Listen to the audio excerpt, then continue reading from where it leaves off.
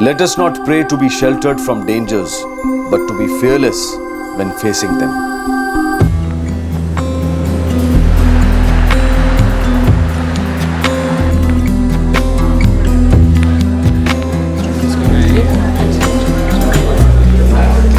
Excuse me.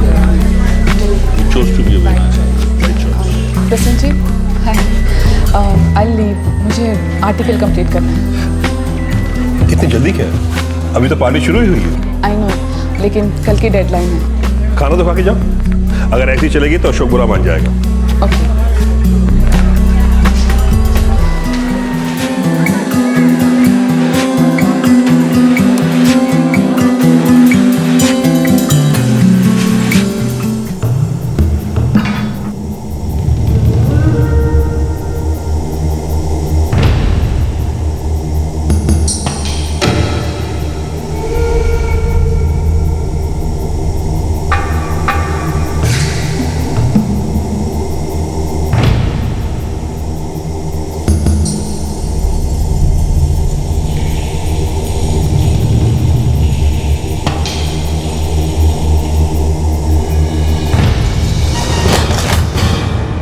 Ashok, You look beautiful. तुम्हें अंदाजा भी नहीं है कि तुम कितनी खूबसूरत हो.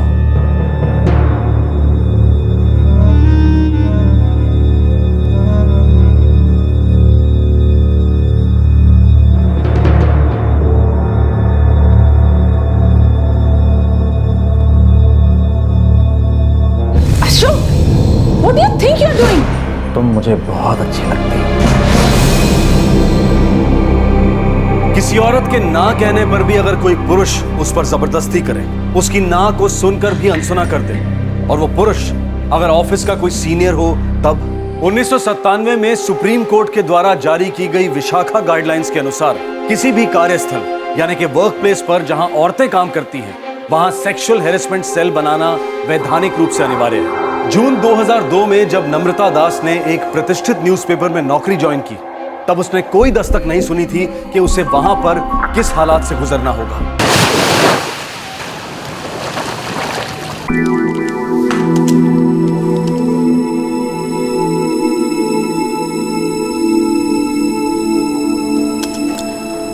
कृष्णा, जल्दी से अपना दूध खत्म करो, पापा के तैयार होने से पहले. कृष्णा बेटा, चलो, पापा इज रेडी. कैसा आज?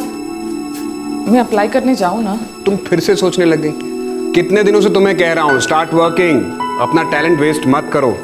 कृष्णा के लिए तुमने 5 साल तक काम छोड़ा, लेकिन अब जरूरी तो नहीं है ना कि तुम घर पर बैठो.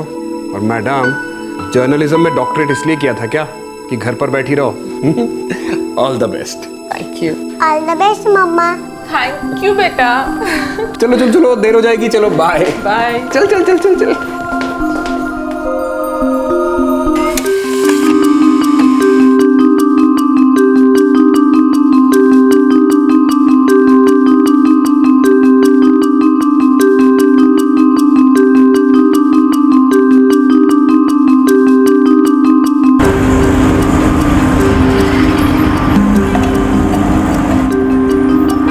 यहाँ से लेफ्ट लीजिए.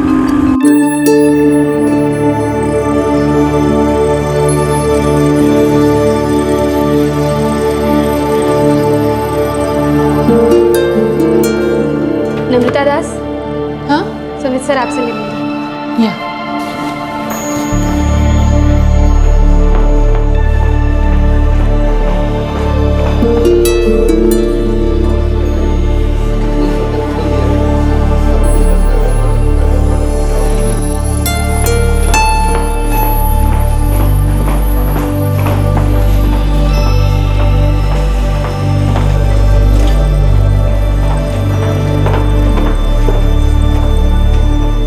सर, नम्रता दास.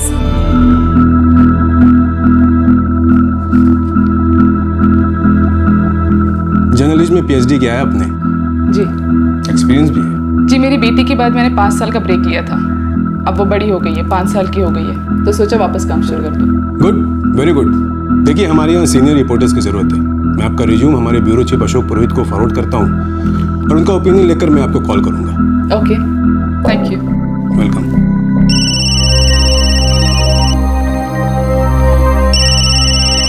ये कंप्लीट करो, मैं आती हूँ। 3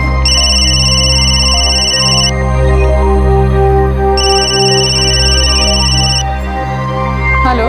नम्रता, Sumit Dutta here from Awaken. Oh hi sir, how are you? I am fine. हमारे ब्यूरो चीफ अशोक पुरोहित आपसे मिलना चाहते हैं। ओके, लेकिन कब मिलना है? अभी आ जाओ। सर अभी, I am so sorry sir, actually अभी नहीं आ सकती। मेरी बेटी अभी स्कूल से आई है, उसे अकेला नहीं छोड़ सकती। मैं कल आ जाऊँ? ठीक है, मैं अशोक से बात करता हूँ, देखता हूँ कि कल वो फ्री है या नहीं। Thank you sir. अरे वाह, इतनी जल्दी सॉल्व कर लिया। तुम तो अच्छी हो मैथ्स में, ऐसे ही नाटक करती हो। Mama I don't like to study alone. Oh मेरा बच्चा। अच्छा चलो, मम्मा करवाएगी स्टेप। ओके, ये वाला कर लो। ये करेंगे, ये कंप्लीट करो। Hello, Namrata Das. Yeah speaking. Hi Namrata, this is Ashok, bureau chief Awaken. Oh hi mister Ashok, good afternoon. No mister, only Ashok. Okay. Okay. Namrata, तुम्हारा सीवी देखा मैंने, बहुत ही इंप्रेसिव है और मैं आज ही तुमसे मिलना चाहता हूँ। आज एक्चुअली आज नहीं हो पाएगा, मेरी बेटी अभी। हाँ, सुमित ने मुझे बताया कि तुम्हारी बेटी अभी अभी घर लौटी है, तो एक काम करो ना, उसे भी साथ ले आओ। अरे there is absolutely no problem. अब अगर एक दिन देर से मिलूंगा तो क्या पता कोई दूसरा मीडिया ग्रुप तुम्हें एम्प्लॉय कर ले, और ये मौका मैं किसी और को देना नहीं चाहता। ओके, आई कम। कृष्णा मैम, मम्मा के साथ चलना है? Yes. Okay.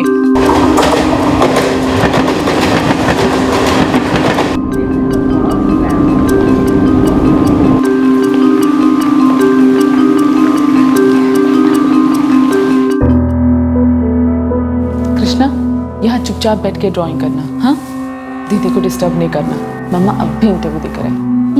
Okay.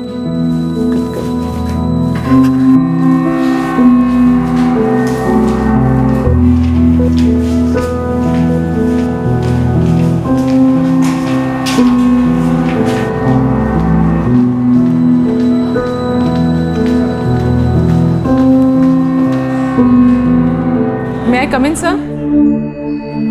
Yes please come in. तुम्हारी बेटी नहीं आई? आई है, वो रिसेप्शन पे है। क्यों, उसे अंदर क्यों नहीं लाई? यहाँ? नम्रता जी, ये अवेकन है और यहाँ पे we all work like a family. Please बुलाइए उसे। बहुत ही प्यारी बच्ची है, बिल्कुल तुम पे गई है। Thanks. Okay, let's come to the point. कब से ज्वाइन करना चाहोगी?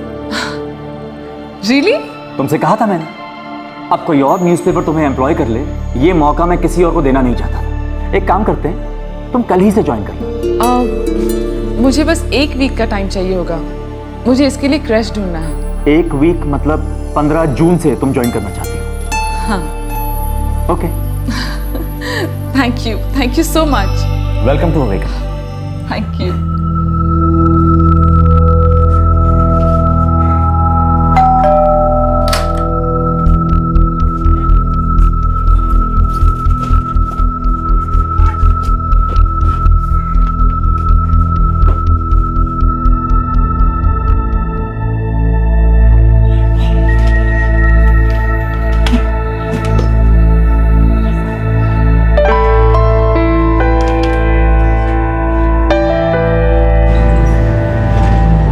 मैं स्कूल से कृष्णा को क्रैश में ड्रॉप कर दूंगी। मेरी ऑफिस से 10 मिनट पर ही है, लेकिन तुम शाम को 6 बजे इसे पिक जरूर कर लेना।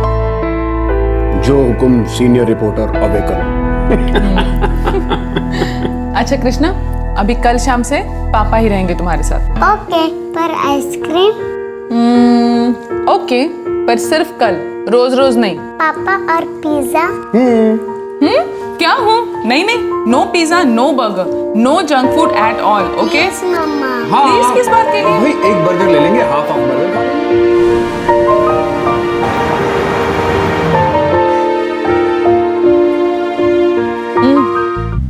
अगले वीक से ज्वाइन कर रही हूँ, 15 जून से। Good good good, very good. Namrata, ये सैलरी कम नहीं लगती? संजीव दा, पूरे 5 साल के बाद काम कर रही हूँ मैं, वो भी अवेकन जैसे बड़े न्यूज़पेपर में। अब आप ही देखो, काम किसी और न्यूज़पेपर के लिए करते हैं, बट पढ़ते तो अवेकन हो। एक अच्छे रिपोर्टर को सब कुछ पढ़ना होता है, हर अखबार, हर जानकारी पर नजर रखना होता है, खबर को हर एंगल से समझना होता है। वेद व्यास ने महाभारत लिखते समय गणेश जी को सामने बिठाकर क्या कहा था तुम्हें पता है ना? नहीं, कि मेरे बोलने की गति से लिखो और मैं जो कुछ भी कह रहा हूं उसका एक एक शब्द समझकर, समझी? समझकर, जानकर, समझा कर लिखो। संजीव दा, आपसे जब भी मिलती हूँ ना, मुझे बहुत अच्छा लगता है। आपसे मिलकर मैं एकदम इंस्पायर्ड हो जाती हूँ। मैं भी, और इसीलिए तो हम लोग मिलते हैं और कॉफी पीते हैं।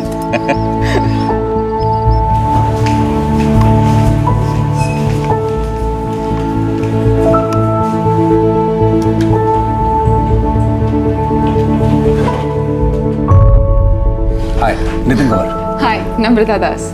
Rakesh Namrata. He is Tushar. Hi, Namrata. Bhupesh. Namrata. She is Kiran. Hi Kiran. Namrata. And ये अरुणिमा धार. हाय अरुणिमा। नम्रता। Welcome.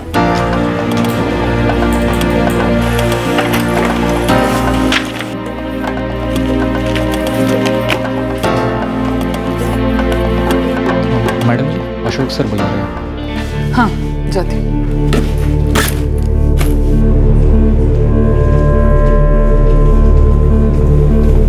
But you've gone through a CV. Brilliant.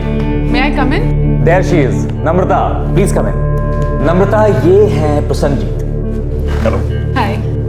नम्रता, प्रसन्नजीत हमारे न्यूज इंचार्ज हैं। तुम्हारे आर्टिकल्स सबसे पहले इनके पास जाएंगे, ओके। उसके बाद मेरे पास आएंगे और मेरे अप्रूवल के बाद हमारे edit coordinator mister Ashutosh Jain के पास जाएंगे। ओके। प्रसन्नजीत एक्सट्रीमली ब्राइट, 12 से भी ज्यादा सालों का एक्सपीरियंस है, और तो और इन्होंने जर्नलिज्म में पीएचडी की हुई है। Namrata, we are very proud to have you here, so welcome to Awaken family. Thank you so much.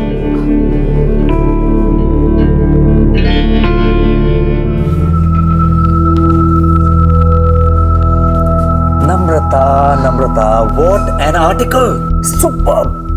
एक भी लाइन चेंज नहीं होगी। इनफैक्ट तुम्हारी बाय लाइन, उसे तो चेंज करने की कोई जरूरत नहीं है। Thank you Ashok. No, good, very good job, keep it up.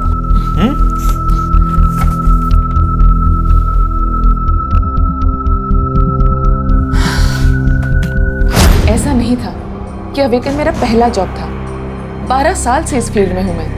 Professional limits क्या होते हैं ये अच्छी तरह से जानती हूँ। मिसेस नम्रता दास, ये सब तब से हो रहा है जब से आपने अवेकन ज्वाइन किया है, राइट? हाँ, लेकिन ये अब समझ में आ रहा है। पहले दिन के शेक हैंड से लेकर आगे भी, कहीं भी, किसी के भी सामने ही यूज्ड टू गेट फिजिकल।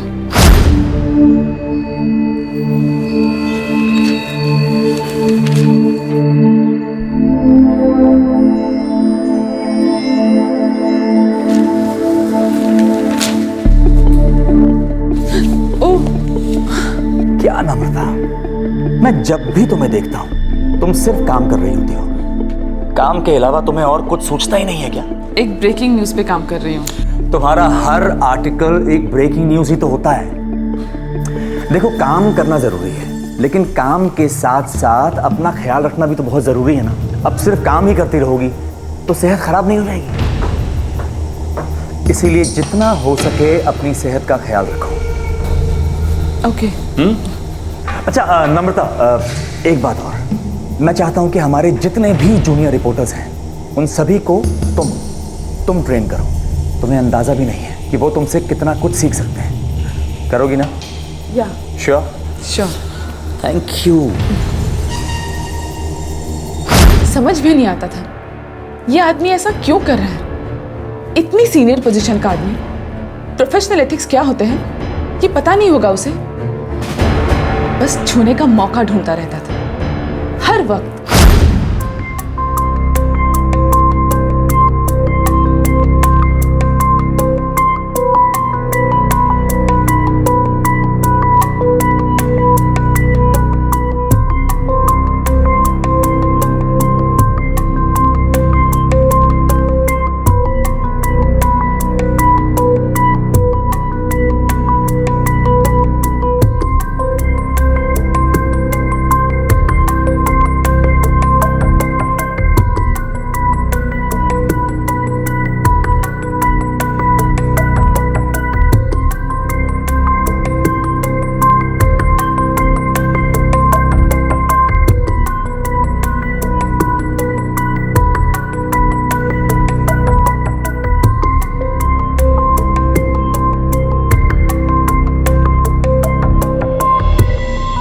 मुझे महसूस होने लगा था कि ये छूना नेचुरल नहीं है।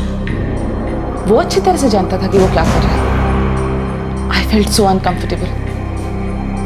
मैंने ऑफिस में साड़ी पहनना बंद कर दिया। मैं और बर्दाश्त नहीं कर सकती थी। आपने कभी इस बारे में अपने किसी कॉलीग से बात की? नहीं, समझ में ही नहीं आ रहा था किससे कहूँ, क्या कहूँ। वो आदमी इतनी बड़ी पोजीशन पे था, उस पे इल्जाम लगाने से भी डर लगता था। एक्चुअली साहस बटोरने में थोड़ा वक्त लग गया मुझे। देर हो गई मुझसे। आपके पति जानते थे इस सब के बारे में? हाँ,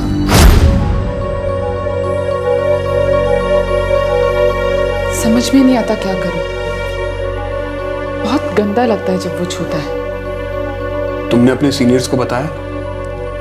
नहीं, किससे कहूं, क्या कहूं? तुम ही बताओ, किसको बताओ? तुम्हारे कलीग्स क्या कहते हैं? मैंने किसी से ये बात शेयर नहीं की, लेकिन ऐसा लगता है जैसे सब जानते हैं, सबकी नजरें देखती हैं, जानती हैं, क्योंकि वो किसी के भी आगे छूने से नहीं डरता। मुझे लगता है कि तुम्हें अपने ग्रुप हेड या फिर कंपनी के सीईओ से कंप्लेंट करनी चाहिए।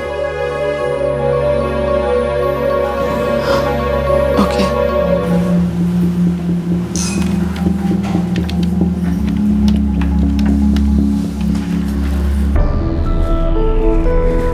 नम्रता। ओके, कल शाम को मेरे घर पे पार्टी है और तुम्हें आना है। सॉरी अशोक, कल से मेरी इवनिंग शिफ्ट शुरू है। No no no no excuses.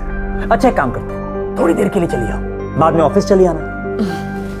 Okay, good, bye.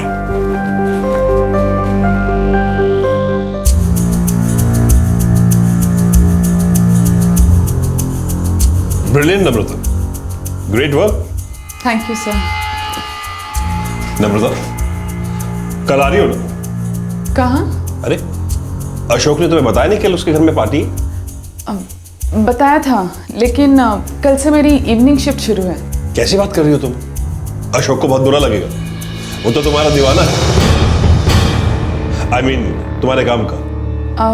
नहीं सर, मैं नहीं आ पाऊंगी।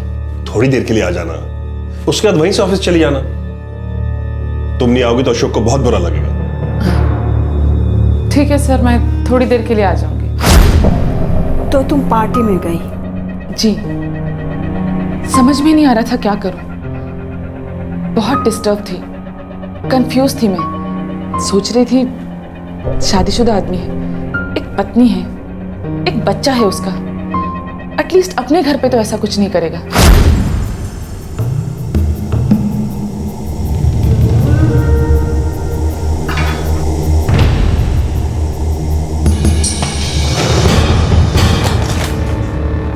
Ashok, You look beautiful.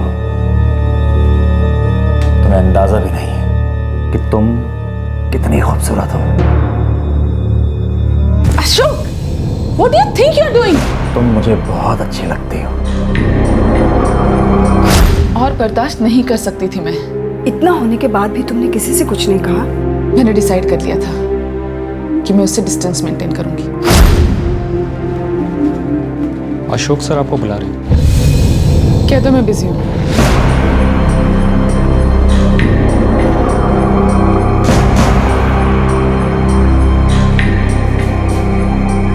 हाय नम्रता।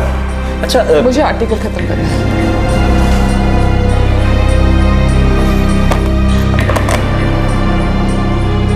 नम्रता, अभी इसी वक्त मुझे मेरे कैबिन में आके मिलो। आपको जो काम है फोन पर ही बोल दीजिए, मैं इस वक्त फ्री नहीं हूँ। उससे दूर रहने का उल्टा ही असर हुआ। मतलब? मेरे आर्टिकल्स रिजेक्ट होने लगे। तुम्हारे आर्टिकल्स तो मुझ तक पहुंचे ही नहीं। तुम्हारे आर्टिकल्स हमारे स्टैंडर्ड के नहीं होंगे, इसलिए अशोक ने आशुतोष को नहीं भेजे होंगे। तुम एक काम क्यों नहीं करती, बात कर लो एक बार अशोक से।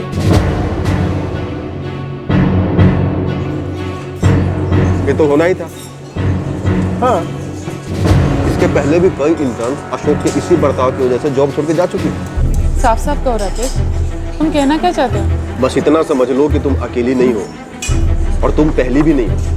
देखो, तुम अगर उन सब की तरह चुप रहोगी तो ये सब चलता रहेगा। You must confess. आज तक 50 आर्टिकल्स लिख चुकी हूँ, जिनमें से 25 से भी ज़्यादा पब्लिश हुए हैं। यहाँ तक कि उनकी बायलाइंस तक नहीं चेंज की गई। और अब कहते हैं कि मेरा काम अवेकन के स्टैंडर्ड का नहीं है।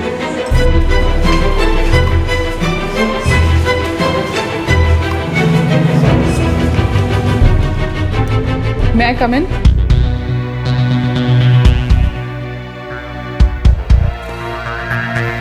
कौन सा आर्टिकल अवेकन के स्टैंडर्ड का है और कौन सा नहीं, ये मैं तय करता हूं। आई होप ये बात तो तुम अब तक भूली नहीं होगी। अभी कुछ ही दिन पहले आपने मुझको जूनियर्स को ट्रेन करने की जिम्मेदारी सौंपी थी। तब में और अब में मेरे काम के स्टैंडर्ड में ऐसा क्या फर्क पड़ गया है? शायद वो मेरी गलती थी। और कुछ कहना है?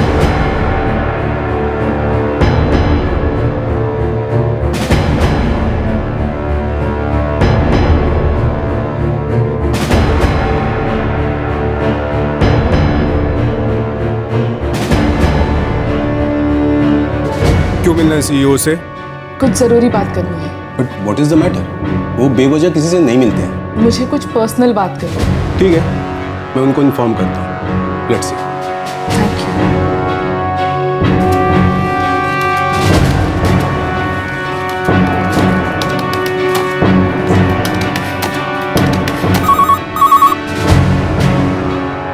हेलो।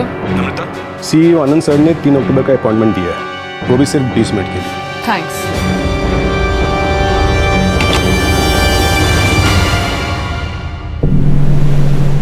कृष्णा, दूध पी लो।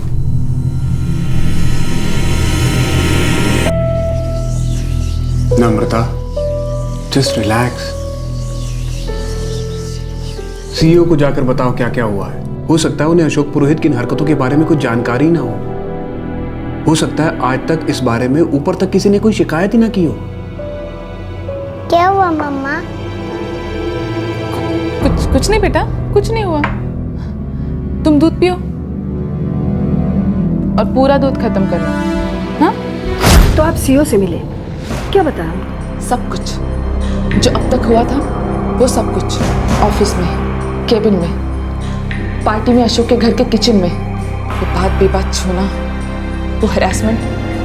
कहा कि पार्टी के बाद से मैंने उससे डिस्टेंस मेंटेन कर लिया था और उसके बाद अचानक मेरे आर्टिकल्स रिजेक्ट होने शुरू हुए। कहा था कि इससे पहले मेरी बायलाइंस तक चेंज नहीं होती थी और अब मेरा काम अवेकन के स्टैंडर्ड का नहीं रहा। तो क्या कहा सीईओ ने?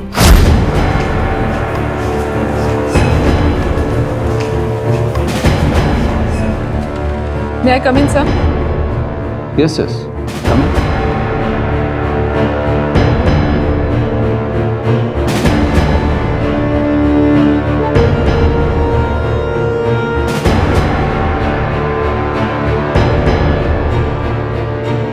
मैं जानता हूं तुम किस बारे में बात कर रही हो, पर समझने की कोशिश करो। किसी भी आदमी की फीलिंग्स रिजेक्ट होंगी तो रिएक्ट तो करेगा।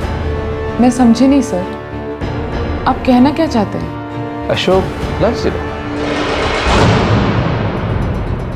सर मैं एक शादीशुदा औरत हूँ, एक बच्ची है मेरी। मिस्टर अशोक भी शादीशुदा है, बीवी है, बच्चा है उनका। इतना भी नहीं जानते वो कि प्रोफेशनल एथिक्स क्या होता है? इतना नहीं समझते कि कहाँ पे लिमिट्स क्रॉस कर रहे हैं? सर और मैं आपसे उनकी शिकायत करने आई हूँ और आप मुझे ये बता रहे हो कि वो मुझे चाहते हैं। नम्रता, डोंट गेट वर्क्ड अप। आपस में बात करो, कंप्रोमाइज कर लो। अशोक बहुत अच्छा आदमी है, is a very nice man. और प्यार की कोई उम्र थोड़ी ना होती है। और ये सब मैं तुम्हारे फायदे के लिए कह रहा हूँ। Work out things with him.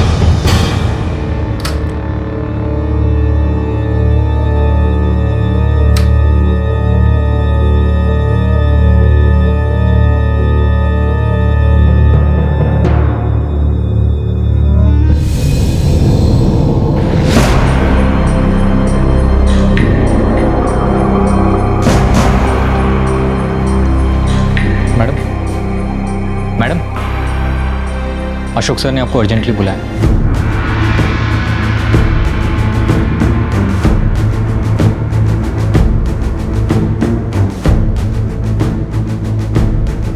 मुझे कल तक तुम्हारा रेजिग्नेशन चाहिए। क्यों?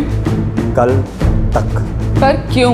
Because you are not good at your work. मैं रिजाइन नहीं करूंगी। तुम्हें जो करना है तुम कर लो।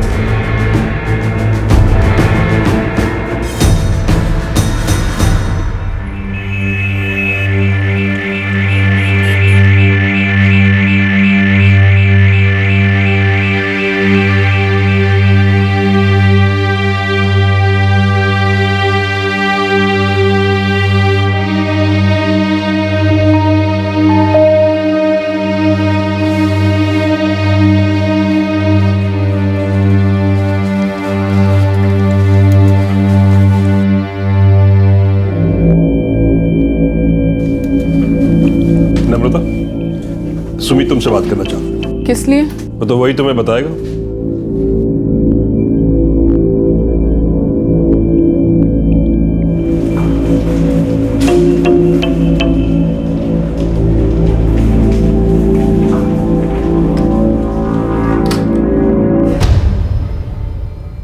ये क्या है? Relieving letter.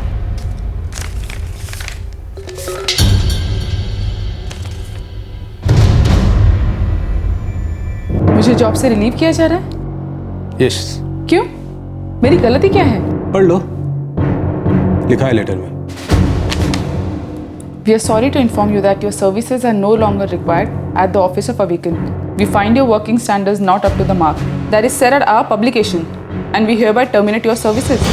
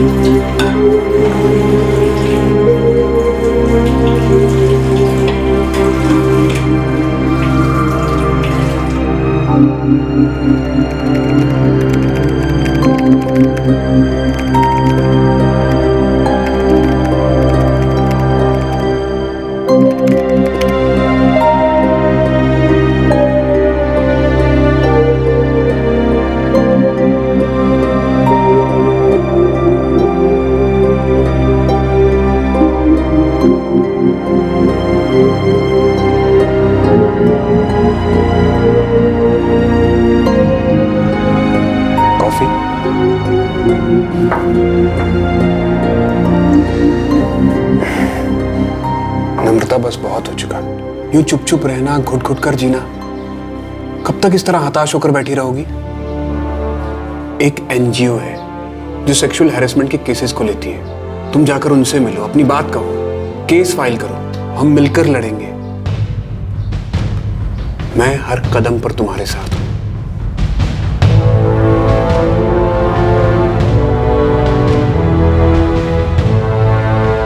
नम्रता, मुझे सारी डिटेल्स चाहिए, हर दिन तारीख के साथ, कब क्या हुआ, कब कब तुम्हें मानसिक या तनाव से गुजरना पड़ा, every single trauma, you understand, सब कुछ।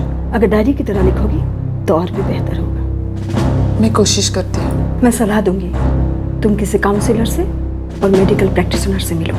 मुझे लगता है यू नीड हेल्प। मैंने जहाँ भी काम किया ईमानदारी से किया, आज तक मेरे साथ ऐसा नहीं हुआ। ये पहली बार था, पर मेरी बात सुनने के बजाय मुझे नौकरी से निकाल दिया गया। पहले मैंने सोचा चलो अच्छा है, मैं छूट गई, अब तकलीफ कम हो गई। लेकिन दिन रात घर में बैठे बैठे दिमाग में वही ख्याल चलते रहते, आंखों के सामने वही सब। आखिर मेरी गलती क्या है? नम्रता, तुम अपने पीरियड्स मिस कर रही हो? इसे एमनोरिया कहते हैं, एब्सेंस ऑफ मेंस्ट्रुअल साइकिल। इसकी कई वजह हो सकती हैं, लेकिन आपके केस में इसकी वजह स्ट्रेस और इमोशनल एफेबल हो सकता है। मैं कुछ मेडिसिन प्रिस्क्राइब कर रही हूँ, यू विल फील बेटर।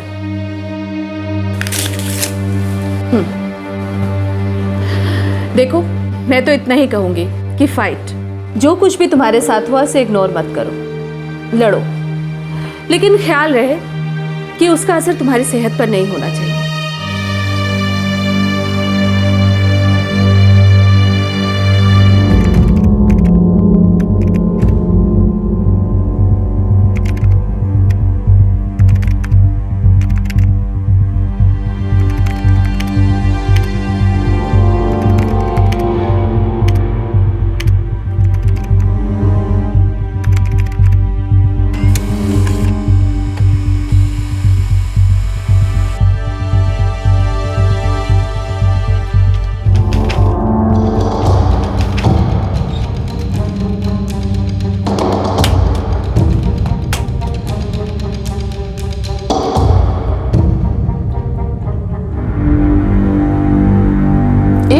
ज्यादा हो गया आपके पास कंप्लेंट दिए हुए। नम्रता, मुझे तुमसे और तुम्हारे पति से बात करनी है। उनसे क्या बात करनी है? मैं हूं ना, मुझे बताइए। फिर भी मैं चाहती हूँ पति की मौजूदगी में मैं एक बार आप दोनों से बात करूँ। अब बात क्या है ये तो बताइए। देखो नम्रता, सेक्सुअल हरासमेंट का केस इतना आसान नहीं होते। धीरे धीरे हौसला टूटता है, परिवार की ओर से और पति की तरफ से दबाव आने लगता है। फिर औरतें केस वापस ले लेती है और फिर हमारे पास भी कोई चारा नहीं होता सिवाय पीछे हटने के। मैं अपनी लड़ाई लड़ सकती हूँ और मैं लड़ूंगी भी। फिर भी मेरी एक रिक्वेस्ट है, हस्बैंड के साथ आइए, हम मिलकर बात करते हैं।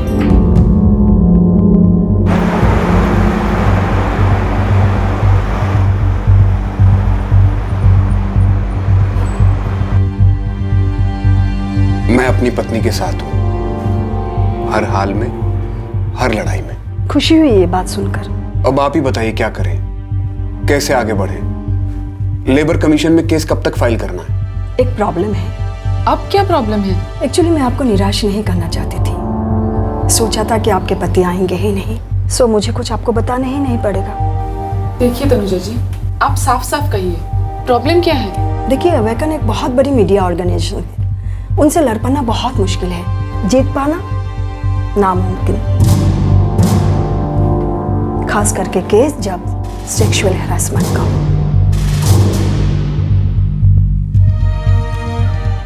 ये अब पता चल रहा है आपको? देखिए, मेरा काम है आपको एडवाइस करना। आप ये जान लीजिए, इस केस का रिजल्ट एक ही होगा, उनकी जीत और आपकी हार। बेहतर यही होगा कि आप सब कुछ भूल जाइए। जैसे जैसे वक्त गुजरेगा वैसे वैसे आपके साथ जो हुआ आप सब कुछ भूल जाएंगे। लड़ने की कोशिश करेंगी तो आप टूट जाएंगे। अवेकन की ताकत का अंदाजा आपको नहीं है।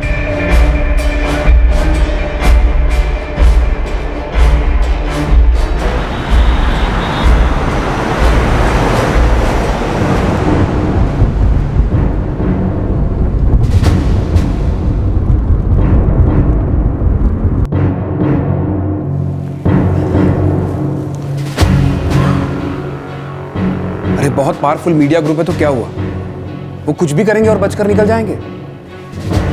हम लड़ेंगे नम्रता, तुम लड़ोगी। कितने दिन कितने महीने मुझे पता नहीं, लेकिन तुम हौसला मत टूटने देना। उन्हें जो करना है करने दो, लेकिन तुम चुपचाप नहीं सोओगी।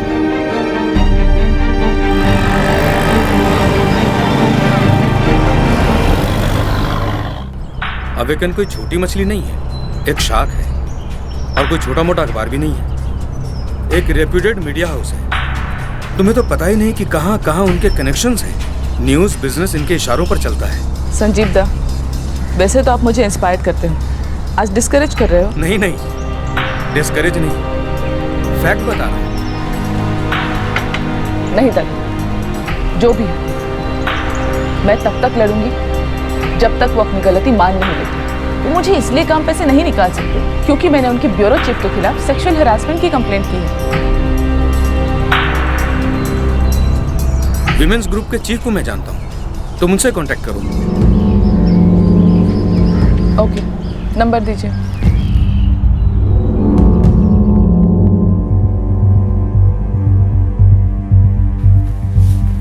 मैडम ने आपको बुलाया।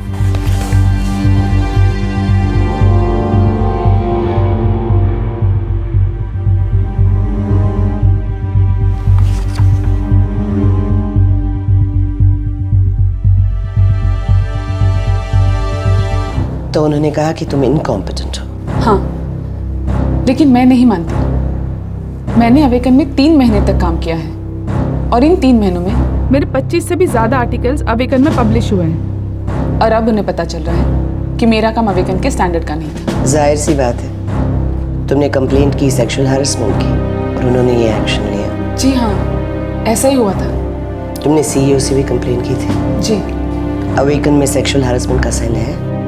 होगा तो भी पता नहीं, कहीं पे कोई नोटिस नहीं था, कोई इन्फॉर्मेशन नहीं। ठीक है, सबसे पहले सेक्सुअल हैरेसमेंट के लिए अशोक पुरोहित के खिलाफ एफआईआर दर्ज करो, उसके बाद कार्रवाई हम शुरू करेंगे। ओके, लेकिन एफआईआर दर्ज होगी?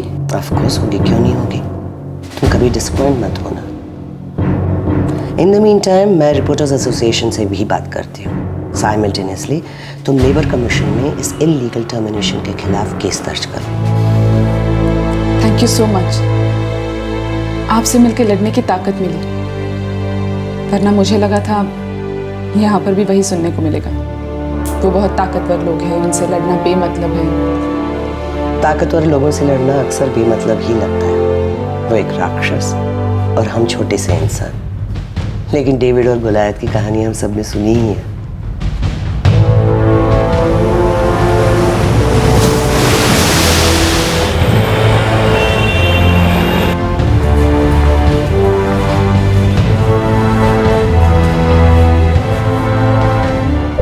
तो तुम हो वो नम्रता दास? जी। मैंने सुना उस घटना के बारे में। उस घटना के बारे में? आपने मेरे केस के बारे में सुना है? हाँ। लेकिन ये कैसे हो सकता है? मैंने तो कोई कंप्लेंट नहीं लिखवाई। पुलिस और प्रेस अजीब रिश्ता है इनका। अब आपके अवेकन में क्राइम रिपोर्टर्स तो हैं ही, वो हमसे खबर लेते तो कभी कभी हम भी उनकी सुन लेते। मैं उसी केस की कंप्लेंट कराने आई हूँ। ठीक है, मैं स्टेशन इंचार्ज से कंप्लेंट डायरी में नोट करने को कहता हूँ। मैडम, आप अपने हस्बैंड को साथ लेके आ सकती हैं? क्यों? सेक्सुअल हैरेसमेंट मेरे साथ हुआ है, मैं आई हूँ यहाँ कंप्लेंट लिखवाने, फिर आपको मेरे हस्बैंड की क्या जरूरत है? नहीं, मैं तो इसीलिए कह रहा था ताकि आपको वो अजीब सा न लगे बयान देते हुए। नहीं, मुझे अजीब नहीं लगेगा। मैं बोल सकती हूँ, मेरे साथ क्या क्या हुआ ये बता सकती हूँ। अजीब तो मुझे अशोक पुरोहित की हरकतों से लगा था, जिसकी कंप्लेंट दर्ज करवाने में यहाँ आई हूँ। आप दर्ज कर सकते हैं complaint?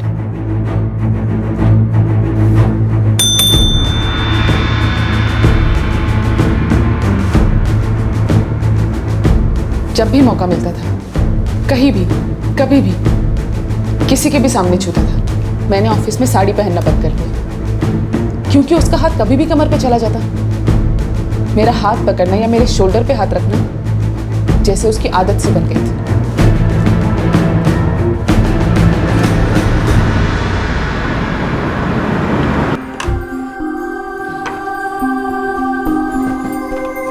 This is for you. वाह, इतना बड़ा पीस। हाँ, मैं चाहती हूँ कि आप बहुत स्ट्रॉन्ग बनो, है ना? Yes, strong. खाओ।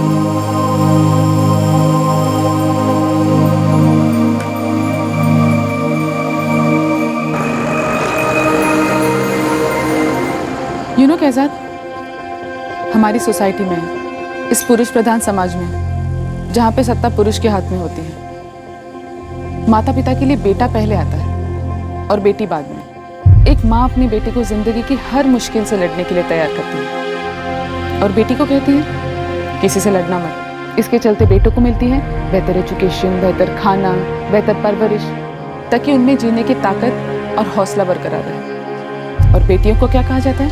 जोर से हंसो मत, जोर से बात मत करो, शर्माओ, मुस्कुराओ, नाजुक कली सी बनी रहो। तुम्हें पता है, वो इंस्पेक्टर भी कह रहा था कि कंप्लेंट लिखवाने के लिए अपने पति को साथ मिला। क्यों? क्योंकि औरत सह नहीं सकती। आखिर उसने कंप्लेंट लिखने के लिए भी एक लेडी ऑफिसर को ही बुलाया। तुम हाईली एजुकेटेड हो, तुम में सोचने की, संघर्ष करने की ताकत है। वैसे एजुकेटेड ना होने के भी अपने ही फायदे होते हैं। कोई आवाज ही नहीं उठाता, ताकतवर बना रहता है, और शोषित संघर्ष होता ही नहीं है। Problem solve.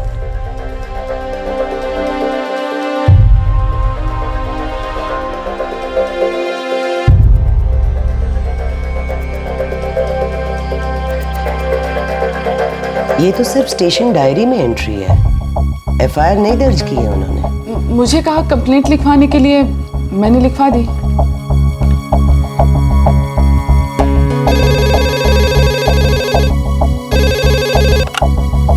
मधुसूदन सन। ऑफिसर, मिसेस नम्रता दास ने जो कल कंप्लेंट लिखवाई थी सेक्सुअल हैरेसमेंट की अगेंस्ट अवेकन न्यूज़पेपर, उसकी तो सिर्फ डायरी एंट्री हुई है, एफआईआर नहीं। ऐसा हुआ क्या? यही तो मैं जानना चाहती हूँ कि ऐसा क्यों हुआ। मुझे तुरंत एफआईआर कॉपी चाहिए। मैं विमेंस ग्रुप से कविता सन्याल बोल रही हूँ। यस मैडम, मैं अभी चेक करता हूँ और उसकी कॉपी आपको भिजवाता हूँ। Thank you. एफआईआर रजिस्टर हो जाएगी, you don't worry about that. तुम एक काम करो, तुम रिपोर्टर्स एसोसिएशन की कोऑर्डिनेटर देविका कुमारी से मिल लो। मैंने उन्हें इस केस के बारे में सब कुछ समझा दिया था। Thank you Kavita ji, thank you so much. और लेबर कमीशन में केस दर्ज करवाना है, for that we need to find you a lawyer. Okay.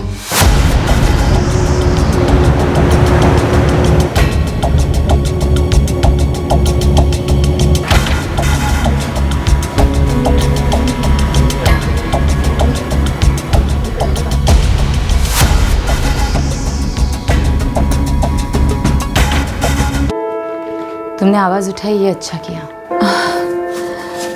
Thanks, सुनकर अच्छा लगा। तुम सीईओ आनंद शर्मा से मिली थी? जी। एक काम करो, एक फॉर्मल लेटर लिखो ग्रुप हेड ब्रायन डिसिल्वा को। उस लेटर में ये जरूर मेंशन करना कि तुम सीईओ से मिली थी, और ये भी लिखना कि तुम्हें गैर कानूनी तरीके से नौकरी से निकाला गया। ओके। मैं भी एक फॉर्मल लेटर लिखूंगी उन्हें। ये कहूंगी कि तुम्हारे इस कंप्लेंट पर इन्वेस्टिगेशन शुरू करें। थैंक्स।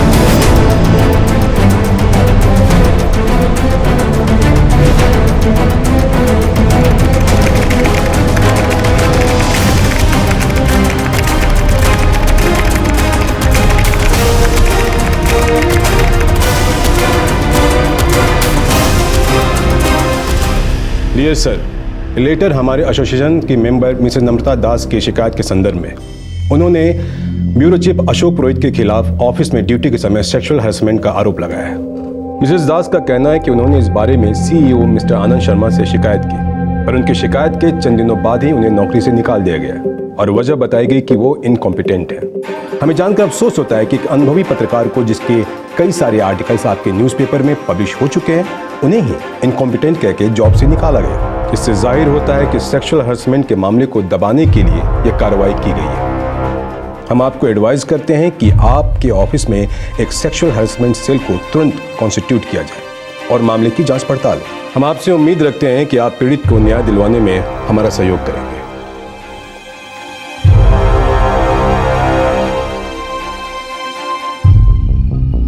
डियर मैडम, सबसे पहली बात मैं ये स्पष्ट करना चाहता हूँ कि मिसेस नम्रता दास को ब्यूरो चीफ अशोक पुरोहित ने टर्मिनेट नहीं किया। मैंने सीईओ की हैसियत से उन्हें टर्मिनेट किया है, ना कि अशोक पुरोहित के कहने पर। दूसरी बात, मिसेस नम्रता दास की शिकायत का मैंने खुद जवाब दिया है। तीसरी और सबसे ज़रूरी बात, मिसेज नम्रता दास ने मुझसे मिस्टर अशोक पुरोहित के खिलाफ कभी भी सेक्सुअल हैरेसमेंट की कोई कंप्लेंट नहीं की, ना ही ऑफिस के किसी कर्मचारी से।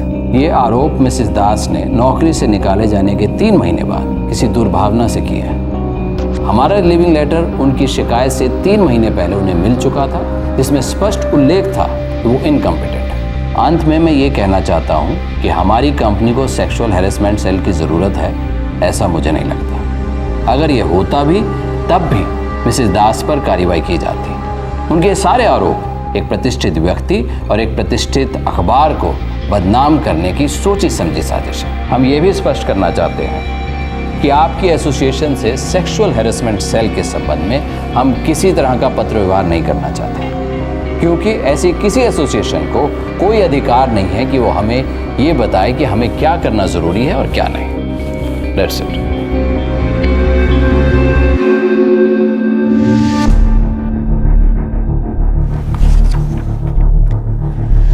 मैं इस मामले को ऊपर तक ले जाऊंगी। तुमने कोई वकील तय किया? बहुत से लोगों से बात की, लेकिन अवेकन के खिलाफ केस लड़ने के लिए कोई तैयारी नहीं होता। मैं ह्यूमन राइट्स लॉ नेटवर्क से बात करती हूँ। बेहतर है कि हम जल्द ही सेक्सुअल हैरेसमेंट सेल कॉन्स्टिट्यूट करें, कहीं मामला इतना आगे ना बढ़ जाए कि जवाब देना मुश्किल हो। एक काम करते हैं, अरुणिमा को सेल का हेड बना देते हैं।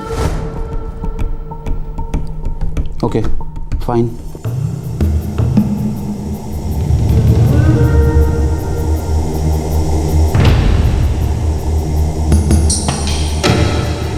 आज से तुम सेक्सुअल हैरेसमेंट सेल की हेड हो। Yes sir. और जो भी स्टाफ मेंबर होगा तुम्हारी हेल्प करेगा। ओके। नम्रता दास ने लेबर कमीशन में उसे जॉब से निकाल देने के खिलाफ केस दर्ज किया है। हमें उस बारे में सोचना चाहिए। लीगल टीम को इन्फॉर्म करो। ओके। हियरिंग की कोई तारीख तय हुई है? नहीं, अब तक तो नहीं, लेकिन पुलिस स्टेशन से कई बार फोन आ चुके हैं। किस लिए? यही नम्रता ने अशोक के खिलाफ FIR दर्ज किया है। बकवास है, सब बकवास है। ऐसे अरे गहरे लोगों से डरने की कोई जरूरत नहीं है, और ऐसी बकवास शिकायतों का जवाब देने का वक्त किसके पास है?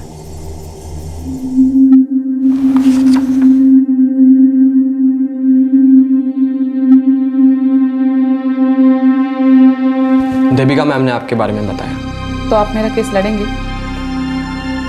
जी जी हाँ। देखिए, आप दबाव में आकर हाँ मत कहिए, क्योंकि अवेकन एक बहुत पावरफुल ऑर्गेनाइजेशन है तो, लेकिन मैं आपका केस लड़ूंगा। श्यामल जी, मुझ में हिम्मत है लड़ने की, लेकिन कभी कभी मैं भी कमजोर पड़ जाती हूँ। मुझे भी हौसला चाहिए, हिम्मत चाहिए किसी से, इसलिए आप प्लीज दबाव में आकर हाँ मत कहिए। नहीं, ऐसी कोई बात नहीं है, मैं केस लड़ूंगा, हम मिलकर लड़ेंगे।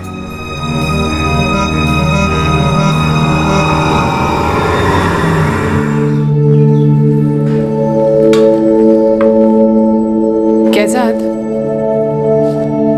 ये केस तो चलता रहेगा और मुझे बार बार हियरिंग्स के लिए भी जाना पड़ेगा। मैं सोच रही थी मैं कोई फ्रीलांस जॉब एक्सेप्ट कर लूं।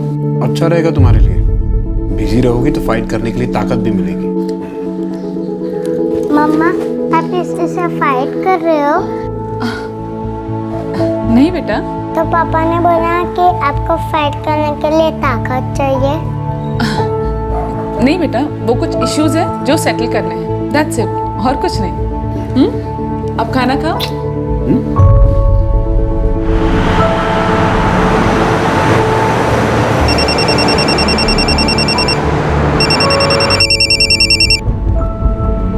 गुड मॉर्निंग देविका जी। गुड न्यूज, अवेकन ने एक सेक्सुअल हैरेसमेंट सेल कंस्टिट्यूट किया। ये तो वाकई एक गुड न्यूज है। सारा श्रेय तो तुम्हारा है, तुमने आवाज उठाई, इसलिए अवेकन जैसी एक बड़ी ऑर्गेनाइजेशन को भी ये कदम उठाना पड़ा। चलो, एटलीस्ट उन्होंने कोई कदम तो उठाया।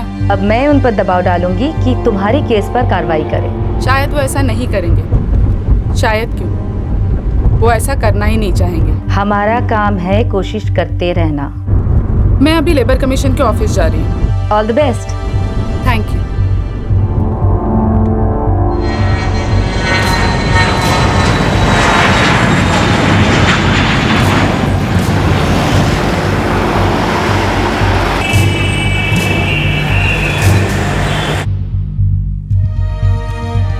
इनका आरोप है कि नौकरी से निकाले जाने की वजह सेक्सुअल और प्रोफेशनल हैरेसमेंट है। सर, ये आरोप बेबुनियाद है। सच बात तो यह है कि मिसेस नम्रता दास प्रोबेशन पर थी और इनकॉम्पिटेंट थी।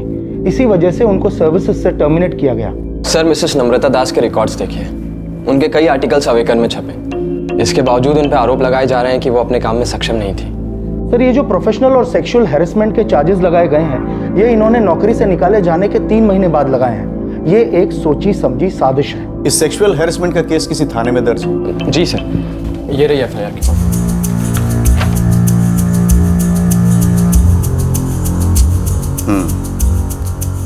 इन्वेस्टिगेशंस कहाँ तक पहुंचे? अभी जारी है सर। रिपोर्ट अभी तक नहीं है? नहीं सर। इस मामले का हल आपसी समझौते से भी तो निपटाया जा सकता है। ऐसा भी तो हो सकता है कि आप इंटरनल इन्वेस्टिगेशन टीम बिठाकर इस मामले का हल भी तो ढूंढ सकते हैं। सर, बातचीत और समझौते की बात तो तब हो सकती है जब इनकी कोई मांग जायज हो। सच बात तो यह है कि इस महिला के सारे आरोप बदले की भावना से लगाए गए हैं। इनके जॉब पर निकाले जाने के बाद ये सब हो रहा है। सर, कोई भी रेप्यूटेड ऑर्गेनाइजेशन को कोई भी एम्प्लॉय कोई डिसीजन मेकिंग के लिए फोर्स नहीं कर सकता, और बेसलेस आरोपों के आधार पर हम किसी रेप्यूटेड इंसान को कटघरे में नहीं खड़ा रख सकते। सर,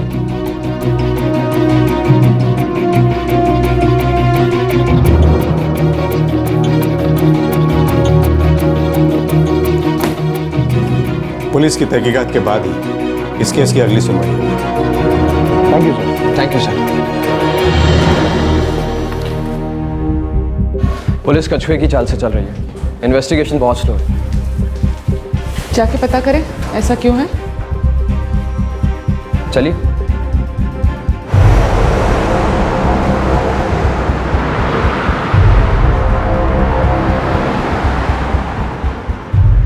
देखिए मैम, हम अवेकन ऑफिस कई बार जाके आए, लेकिन हर बार यही जवाब मिला कि अशोक पुरोहित ऑफिस में है ही नहीं। अब एक अखबार के ब्यूरो चीफ को हम पुलिस थाने भी तो नहीं बुला सकते, लेकिन मैं उनसे कहा तो है कि जितनी जल्दी हो सके वो मुझसे कांटेक्ट करें।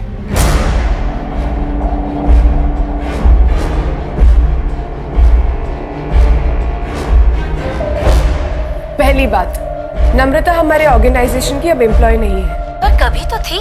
आप एक एक्स एम्प्लॉय के सेक्सुअल हैरेसमेंट के केस पर जांच नहीं करेंगी? आई am sorry Devika, but it's just an after thought, और ये बाद में की गई बहुत ही सोची समझी साजिश है। पर उसने जॉब से निकाले जाने से पहले सीईओ से शिकायत की। इस ऑफिस में ऐसा एक भी एम्प्लॉय नहीं है जिसे नम्रता ने कभी भी कोई भी बात की हो। एक ऑनेस्ट रेप्यूटेड सीनियर में इस तरह इल्जाम लगाना, आई am sorry but I can consider this.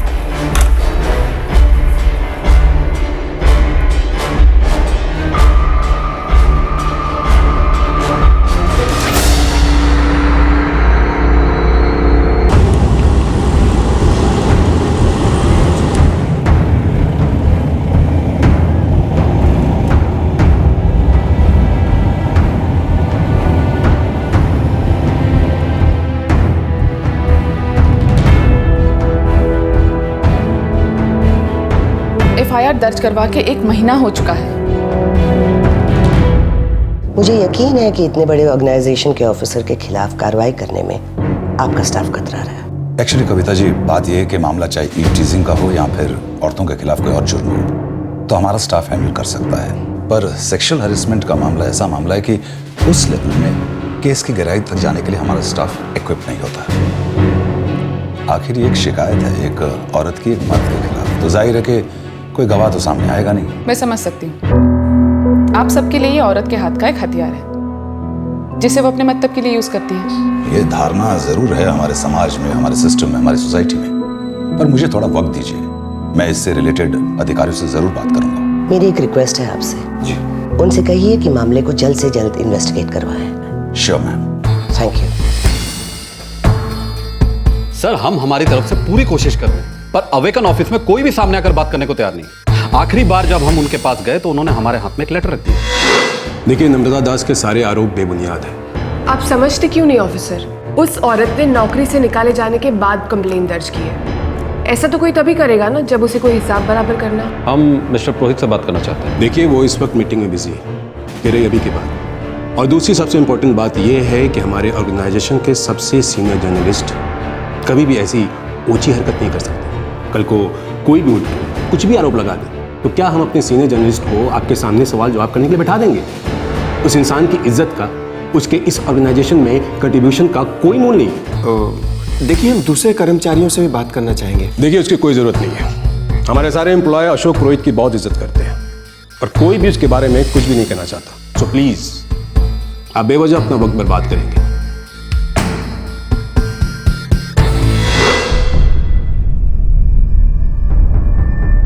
Sir, 50 से ज्यादा कर्मचारियों के दस्तखत के लेटर दिए उन्होंने। उन सभी का कहना है कि अशोक पुरोहित को झूठे आरोपों में फंसाया गया। आप ही बताइए हम क्या करें। मैं अभी वो लेटर आपके पास भिजवाता हूं।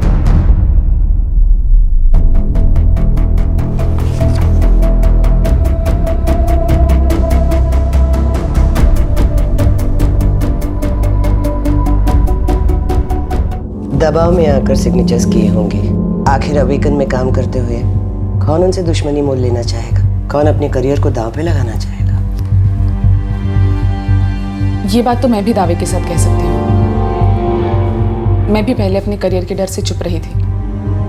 आज मैं जब भी किसी फ्रीलांस वर्क के लिए जाती हूँ या किसी प्रेस कॉन्फ्रेंस के लिए जाती हूँ, मेरा नाम सुनते ही गर्दनें मुड़ जाती हैं। सब मुझे देखना चाहते हैं, जैसे कि मैं कोई अजूबा हूँ। खुसफुसाहट शुरू हो जाती है। अचरज होता है ये जानकर। जर्नलिज्म का मतलब है सच की तहकीकात करना और फिर उस सच को आम जनता के सामने रखना। लेकिन यहाँ होता यह है कि सुनी सुनाई बातों को सच माना जाता है, गॉसिप को सच माना जाता है। हम समाज को सच का आईना दिखाने वाले लोग ऐसे सच को सच मान के समाज के सामने रखते हैं जिससे हमारी तरक्की हो, हमारा भला हो, हमारी जिंदगी आसान हो। मुझे ये देखकर ना ही कोई शर्म आती है, ना ही कोई अचरज होता है कि अवेकन जैसे अखबार से एक भी शख्स सच बोलने की हिम्मत नहीं रखता। कोई अशोक के खिलाफ कुछ भी कहना नहीं चाहता, ये जान के ना ही अब मुझे कोई सदमा पहुंचता है और ना ही कोई दुख होता है।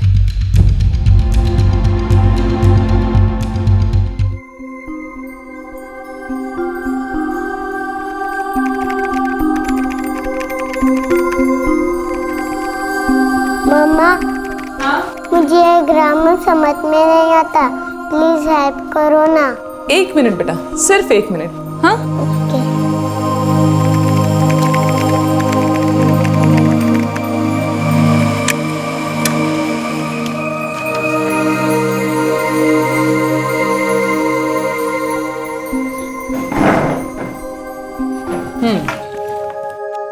अच्छा देखो, बिगिन प्रेजेंट टेंस है। मतलब जैसे मम्मा आपसे कहती है कि कृष्णा अभी अपना होमवर्क करना शुरू करो, इसका मतलब होता है Krishna begin your homework now. और बिगैन होता है past tense. Krishna began a homework 1 hour ago, मतलब कृष्णा ने 1 घंटे पहले अपना होमवर्क शुरू किया। तो मम्मा, बिगन क्या होता है? बिगन मतलब जैसे मम्मा सुबह 5 बजे उठी और मम्मा ने आपका ब्रेकफास्ट बनाना शुरू कर दिया, तो होता है मम्मा हैज बिगन हर वर्क, मतलब मम्मा ने अपना काम करना शुरू कर दिया है। तो मम्मा, बिगन में क्या फर्क है? 1 मिनट, इतना लिखो, मैं अभी आती हूँ।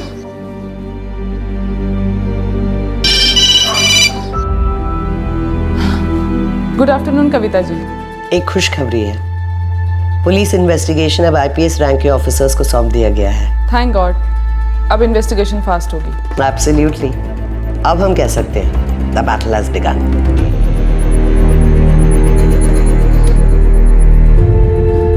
दिखाओ। मम्मा, ये बिगनिंग का मतलब क्या होता है? बेटा, बिगिनिंग का मतलब होता है शुरुआत। चलो, ये वाली लाइन लिखो अभी।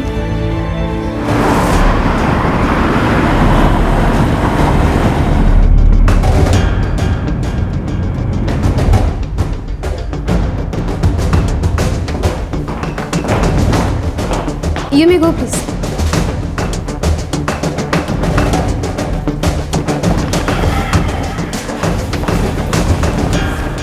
बकवास है, एकदम बेबुनियाद बात है। अगस्त 2002 में आपके घर एक पार्टी हुई थी जिसमें नम्रता दास मौजूद थी। हाँ, उस पार्टी में मैंने ऑफिस के सभी लोगों को इनवाइट किया था, तो जाहिर सी बात है नम्रता भी होगी। और आपके बर्ताव की वजह से वो अचानक पार्टी छोड़ के चली गई। एकदम झूठ। उस औरत ने आप लोगों से जो कुछ भी कहा है बिल्कुल झूठ है। देखिए, मैं इस ब्यूरो का चीफ हूं और चीफ होने के नाते ये मेरा काम है कि मैं अपने जूनियर्स को अच्छे से अच्छा काम करने के लिए एनकरेज करता रहूं और अपने स्टाफ का कॉन्फिडेंस बढ़ाने के लिए उन्हें थोड़ा सा बूस्ट करना कोई जुर्म तो नहीं है। और इसीलिए मैंने नम्रता के काम को भी आगे बढ़ने का मौका दिया, उसके कुछ आर्टिकल्स को छापा भी, और आज मेरी मेहरबानियों को मेरे ही खिलाफ इस्तेमाल करके वो मुझ पे आरोप लगा रही है। कौन थी, किस लायक थी, उसे आता क्या था? नम्रता उस दिन पार्टी से इसलिए जल्दी चली गई थी क्योंकि उसकी इवनिंग शिफ्ट थी, और ये बात उसने पार्टी से एक दिन पहले मुझसे कही थी। क्या आपने कभी भी मिस्टर अशोक पुरोहित को मिसेस नम्रता दास के साथ कोई ऐसी पहल करते देखा जो कि गलत हो? आई मीन बेवजह छूना? जी नहीं, अशोक को मैं बरसों से जानता हूँ। वो निहायत ही कल्चर और शरीफ आदमी है, औरतों की बहुत इज्जत करता है।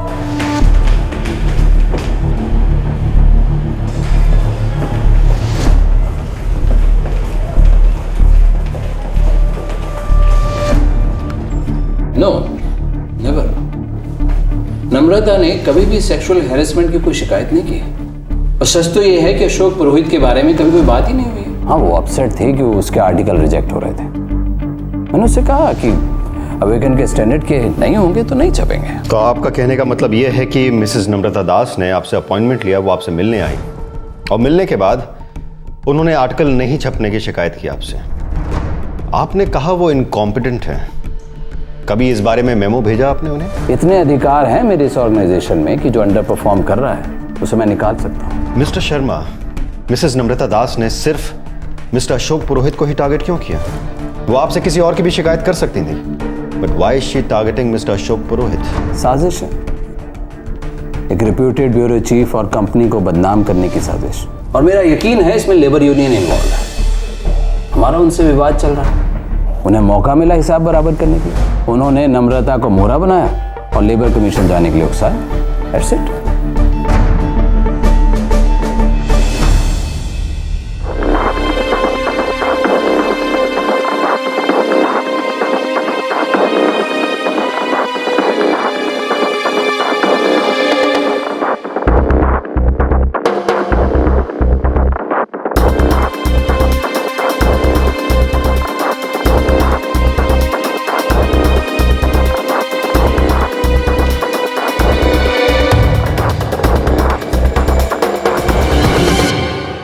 मिस्टर नितिन कुमार, आप स्पोर्ट्स सेक्शन संभालते हैं? जी सर। क्या नम्रता ने आपसे कभी भी मिस्टर अशोक पुरोहित के इस सेक्सुअल हैरेसमेंट के बारे में बात की? जी सर।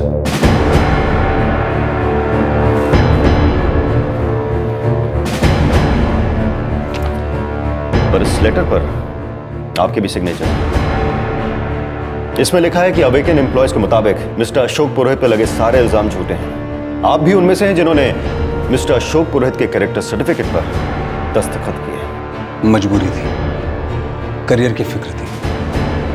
सच कहूं तो इस लेटर पे क्या लिखा है हमें नहीं मालूम था, वो जस्ट साइंड इट। लेकिन नम्रता ने इस बारे में मुझसे और राकेश सिन्हा से बात की थी।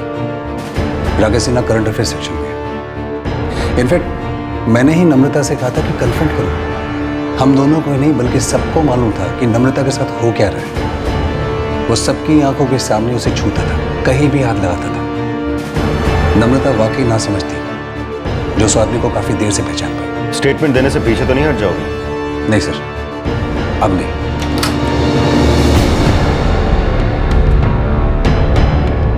मिस्टर राकेश सिन्हा, नम्रता ने आपसे और नितिन से बात की थी? जी हाँ सर, बात की थी, और तब मैंने उससे कहा था कि उससे पहले भी अशोक पुरोहित के इसी बर्ताव की वजह से और भी कई 10 जॉब छोड़ के जा चुकी है। स्टेटमेंट दोगे या फिर मुकर जाओगे? डेफिनेटली दूंगा सर।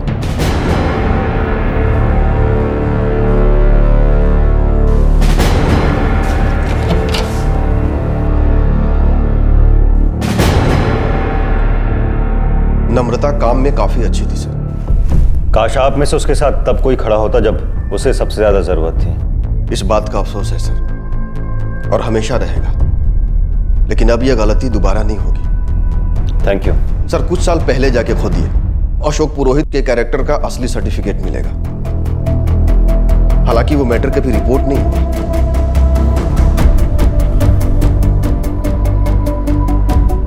बंगलुरु के हमारे हर सोर्स, हर खबरी को काम पे लगा दो। पता करो कि इस अशोक पुरोहित के साथ क्या हुआ था, कब और क्यों। Yes sir. इनफैक्ट ये पूरा वाकया मैं अपने कलीग से सुना था। क्या सुना था आपने? देखिए, उस लड़की की शादी हो चुकी है, घर बस गया है। आप उसका नाम तो नहीं उछालोगे ना? विश्वास रखिए, ऐसा कभी नहीं होगा। कुछ साल पहले वो इंटर्न के तौर पे यहाँ ज्वाइन हुई थी। कितने साल पहले? तकरीबन 5 साल।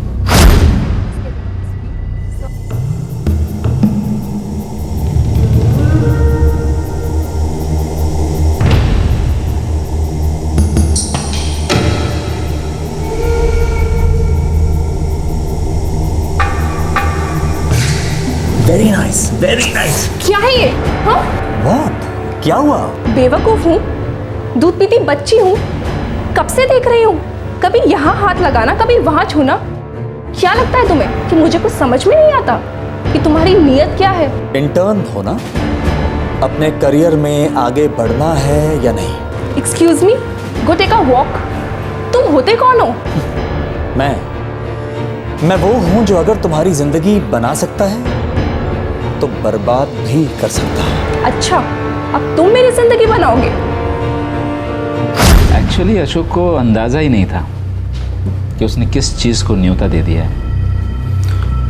क्यों? ऐसा क्या हुआ था?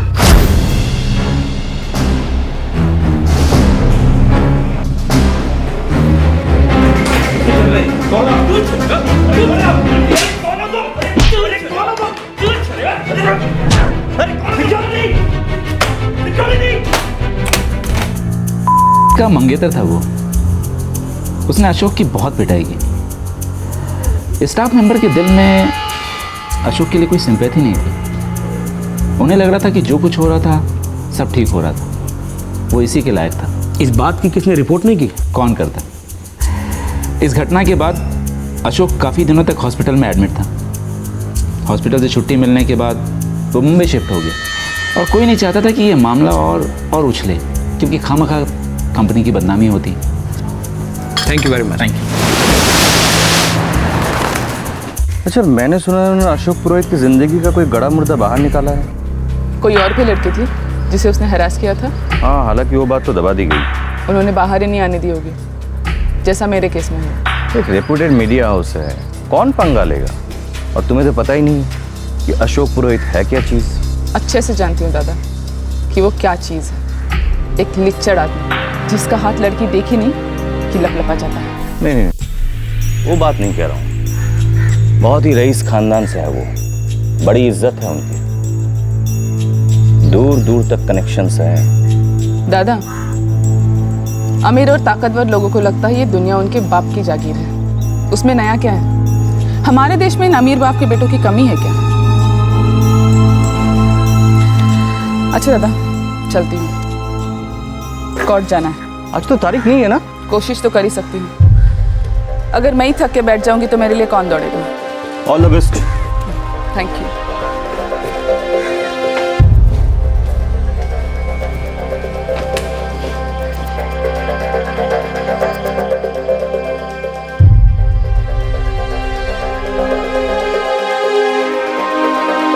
मेरे पास कंप्लेंट की कॉपी है। एक मिनट, आपका केस तो लेबर टर्मिनल में ट्रांसफर कर दिया गया है। ओह, मतलब? लेबर कमीशन में केस 1 साल तक रहता है, फिर भी केस पेंडिंग रहे तो उसको टर्मिनल में ट्रांसफर कर देते हैं। अब आपकी सुनवाई वहीं पे होगी। कहीं भी हो, हमारे लिए लड़ाई उतनी मुश्किल रही। पहली सीढ़ी चढ़ गए, केस छोटे कोर्ट से बड़े कोर्ट में ट्रांसफर हो गए, जहाँ सारे इंडस्ट्रियल डिस्प्यूट हैंडल किए जाते हैं। कितना वक्त लगेगा सुनवाई में? हम कोशिश करेंगे सुनवाई जल्द से जल्द हो। सीढ़ी दर सीढ़ी चढ़ना है, बस इतना पता है।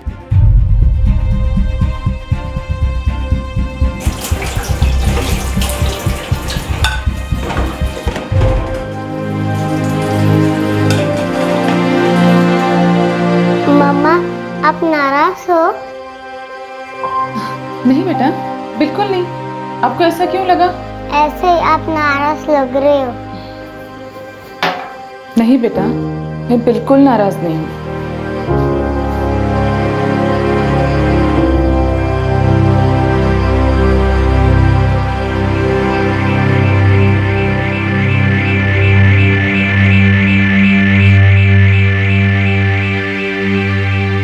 नम्रता, तुम्हें ऐसा तो नहीं लगता कि मुझे भी तुम्हारे ऑफिस में आकर अशोक की धुलाई करनी चाहिए थी? नहीं कैजाद, मुझे ऐसा कुछ नहीं लगता। शायद उसे तुरंत राहत मिल जाती, तुम्हें लगता कि इंसाफ हो गया, इतनी लंबी लड़ाई लड़ने की जरूरत ना होती।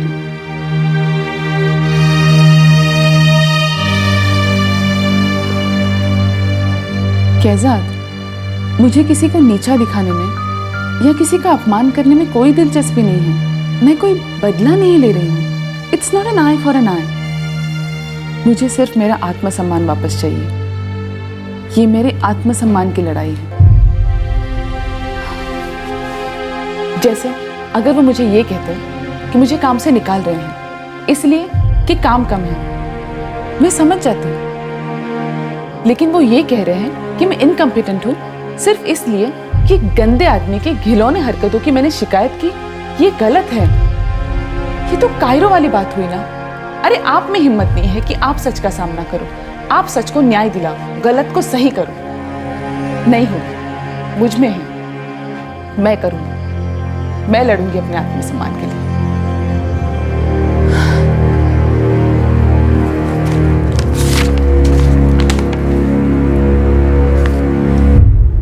केस अब ट्राइब्यूनल में है और मेन बहस इस बात की है कि क्या मेरा टर्मिनेशन जायज था या नहीं। नहीं था, गलत था मुझे काम से निकालने का तरीका। और ये बात मैं उनसे मनवा के रहूंगी।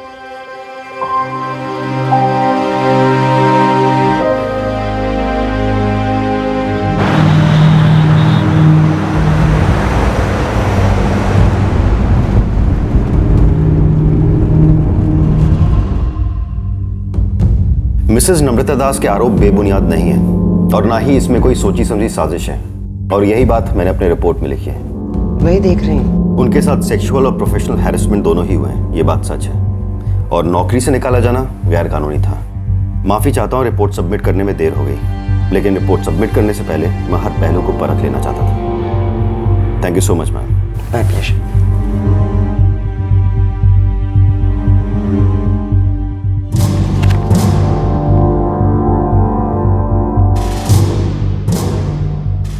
अब उम्मीद की जा सकती है कि केस की सुनवाई होगी।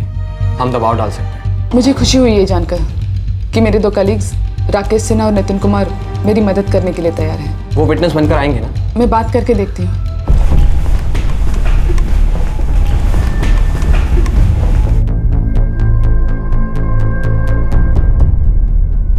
हम दोनों को ये लगता है कि नम्रता के मामले में इंटरनल इंक्वायरी होनी चाहिए। नम्रता को टर्मिनेट करते वक्त नहीं हुई थी, लेकिन इसके बाद बात इतनी बढ़ने के बाद इंक्वायरी होनी ही चाहिए थी। राकेश और नितिन, तुम दोनों जानते हो कि बात लेबर कमीशन तक पहुंच चुकी है और इस केस के सिलसिले में अवेकन ने एक स्टैंड लिया है। तो बिल्कुल सही है। और हम ऑफिशियली अनाउंस कर चुके हैं कि नम्रता ने सेक्सुअल हैरेसमेंट की बात किसी से नहीं की, जो कि सफेद झूठ है। तुम दोनों काम किसके लिए करते हो? अवेकन के लिए या फिर नम्रता के लिए? सर, कॉन्शियस अबव कन्वीनियंस, ये मोटो साफ साफ बड़े शब्दों में अवेकन में लिखा हुआ है और जो हमने नहीं लिखा है। इसी कॉन्शियस से अगर काम किया होता तो शायद बात इतनी आगे तक बढ़ती नहीं थी। नम्रता ने आपसे अपॉइंटमेंट ली थी, मुझे पता। उसने बात की थी हमसे और हमने हमारी आंखों से देखा है कि सबके सामने मिस्टर अशोक नम्रता के साथ कैसा व्यवहार करते थे। और ये कोई पहला केस नहीं है, इसके पहले भी कई इंटर्न्स मिस्टर अशोक के इसी बर्ताव की वजह से जॉब छोड़ के जा चुकी हैं। ये और बात है कि उनमें हिम्मत नहीं थी, लेकिन नम्रता में थी सच बोलने की हिम्मत। And I am sorry to say sir, लेकिन आप में भी ये कहने की हिम्मत नहीं है कि नम्रता ने जब आपसे सेक्सुअल हैरेसमेंट की कंप्लेन की उसके बाद ही उसे नोटिस दिया गया।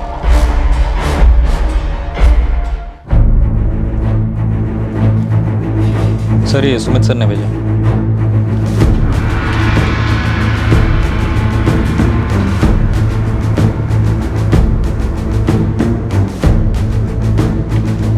सर, ये सुमित सर ने भेजा।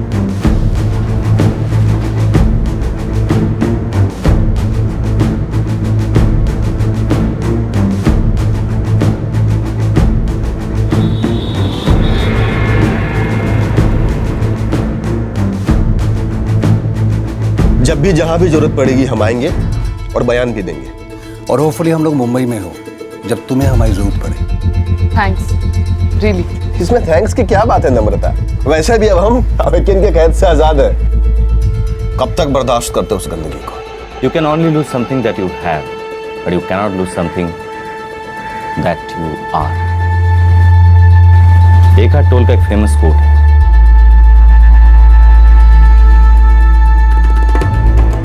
पर केस तो नम्रता के लीगल टर्मिनेशन का है। हाँ, पर बात तो उठेगी ना। सोल्यूशन क्या है? अगर बात बहुत पर्सनल लेवल तक पहुंच जाए तो मानहानि का दावा कर सकते हैं।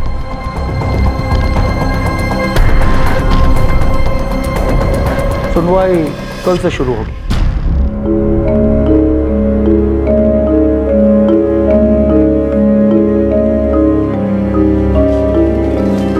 नम्रता, मैं चलूं तुम्हारे साथ? अरे नहीं बाबा, तुम्हारा काम नहीं सफर होना चाहिए, मैं अकेले संभाल लूंगी। और वैसे भी मुझे पता है तुम हमेशा मेरे साथ हो। All the best. All the best mama. Thank you बेटा। चलो ये लो। चलो। बाय।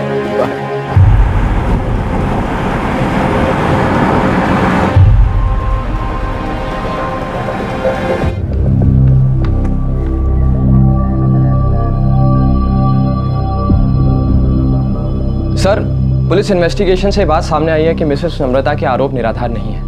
उनका सेक्सुअली और प्रोफेशनली हैरेसमेंट किया गया है। उन्हें टर्मिनेट भी किया गया तो बिना किसी जांच पड़ताल के, बिना किसी इंक्वायरी के। मिसेस दास ने सारे वाक्य की जानकारी रिटर्न कंप्लेंट के तौर पर ग्रुप हेड को दी थी, जिसमें इस बात का भी साफ साफ जिक्र था कि उस दिन सीईओ के साथ मीटिंग में क्या क्या हुआ। लेकिन इस बात का जवाब बड़ी ही गैर जिम्मेदारी से दिया गया। कहा गया कि उनके सारे आरोप झूठे हैं और ये सब कुछ एक सोची समझी साजिश है, और इसी इलीगल टर्मिनेशन को हमने चुनौती दी है। मेरी ट्राइब्यूनल से विनती है कि इसे वर्क्समैन इलीगल टर्मिनेशन का केस माना जाए और मिसेस नम्रता को योग्य राहत दी जाए। आपने इस रिटन इलीगल टर्मिनेशन के आरोप को ही चुनौती दी है और किसी तरह के समझौते से भी इनकार किया है? सर, पहली बात तो यह है कि मिसेस नम्रता दास का टर्मिनेशन का जो फैसला है वो उनके अपॉइंटमेंट लेटर के क्लॉजेस के हिसाब से बिल्कुल सही है।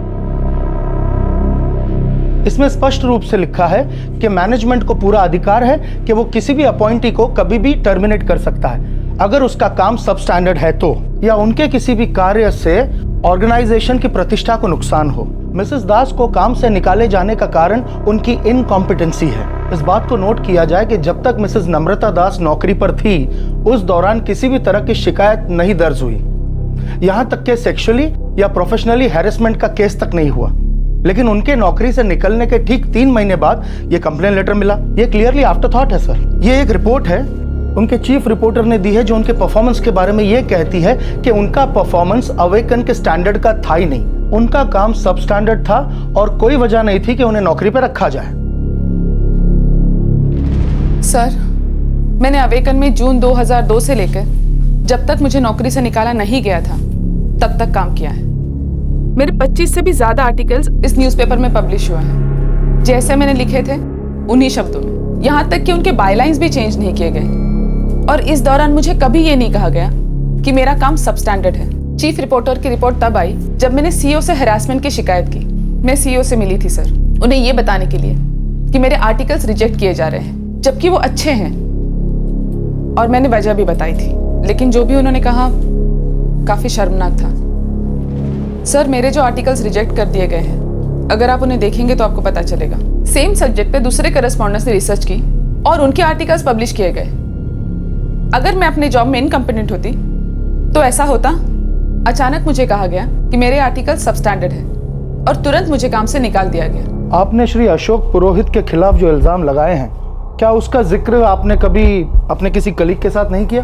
किया था। मेरे 2 कलीग्स मिस्टर राकेश सिन्हा और मिस्टर नितिन कुमार को मैंने बताया था। उन्होंने मुझे ये तक कहा था कि इससे पहले भी कुछ इंटर्न्स ने अशोक पुरोहित के बिहेवियर की वजह से अपनी जॉब छोड़ी थी। सुनी सुनाई बातों के लिए यहाँ कोई जगह नहीं। क्या आपके पास कोई ठोस सबूत है?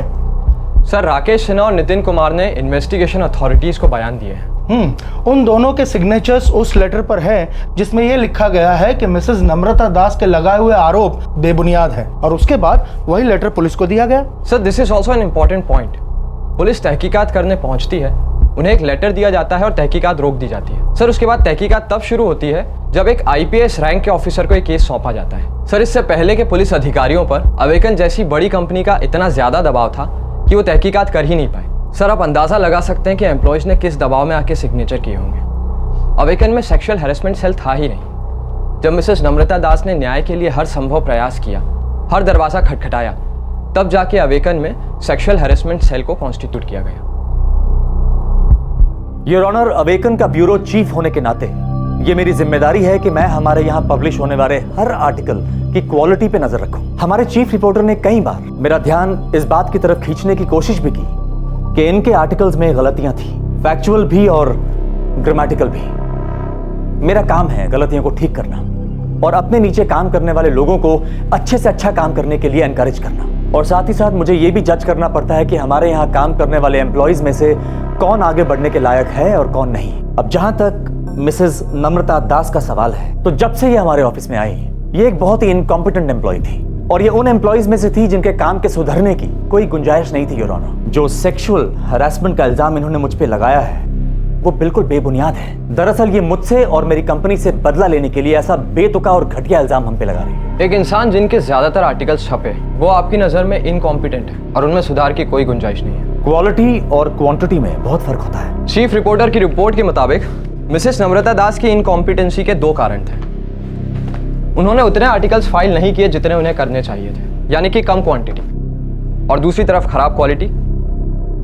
तो एक तरफ कम काम और दूसरी तरफ सबस्टैंडर्ड काम। हाँ, हो सकता है। और चीफ रिपोर्टर की रिपोर्ट की वजह मिसेस नम्रता दास की आपके खिलाफ शिकायत नहीं थी और आपके बर्ताव में ऐसा कुछ भी नहीं था जिस पर उंगली उठाई जा सके। आप मेरे रिकॉर्ड्स चेक कर सकते हैं। योर ऑनर, मेरे इतने लंबे करियर में आज तक कभी भी किसी ने मुझ पे कोई आरोप नहीं लगाया। पहली बार मेरे करियर में किसी फीमेल एम्प्लॉय ने मुझ पे इतना घटिया इल्जाम लगाया है।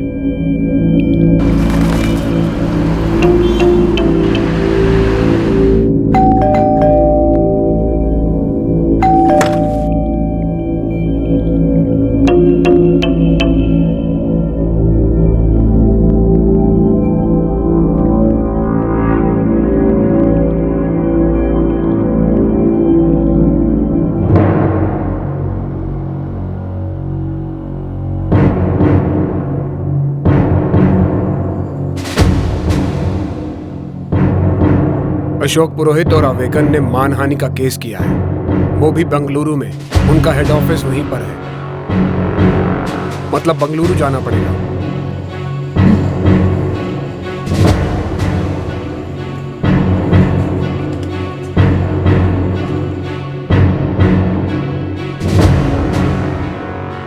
मानहानि और कॉन्स्पिरेसी का मुकदमा है, आपको एक और वकील करना होगा। मुंबई से बैंगलोर, बैंगलोर से मुंबई, यहाँ का ट्राइब्यूनल और वहाँ का हाई कोर्ट। मुझे दोनों जगह मौजूद रहना होगा। जी, करना तो होगा, लड़ाई आपकी है।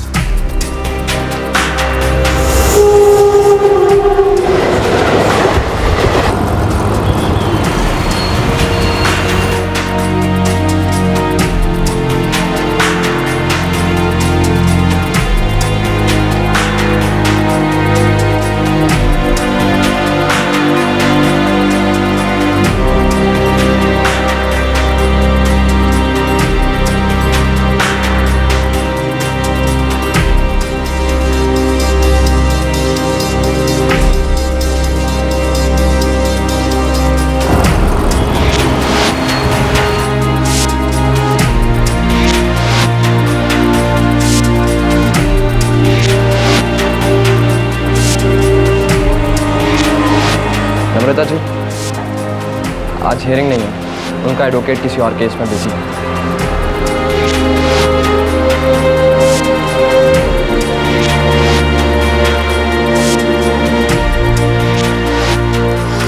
कब तक होगी सुनवाई?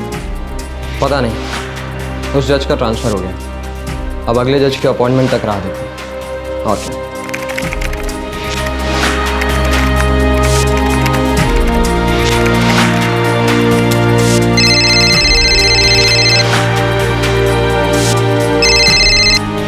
Hello, yeah Namrata Das here. Thank you so much. But I am really sorry. मैं फिलहाल सिर्फ फ्रीलांस काम कर रही हूँ। नहीं सच। बिकॉज केस के सिलसिले में मुझे कभी मुंबई जाना पड़ता है तो कभी बेंगलुरु। मैं कमिट नहीं कर पाऊंगी। थैंक्स।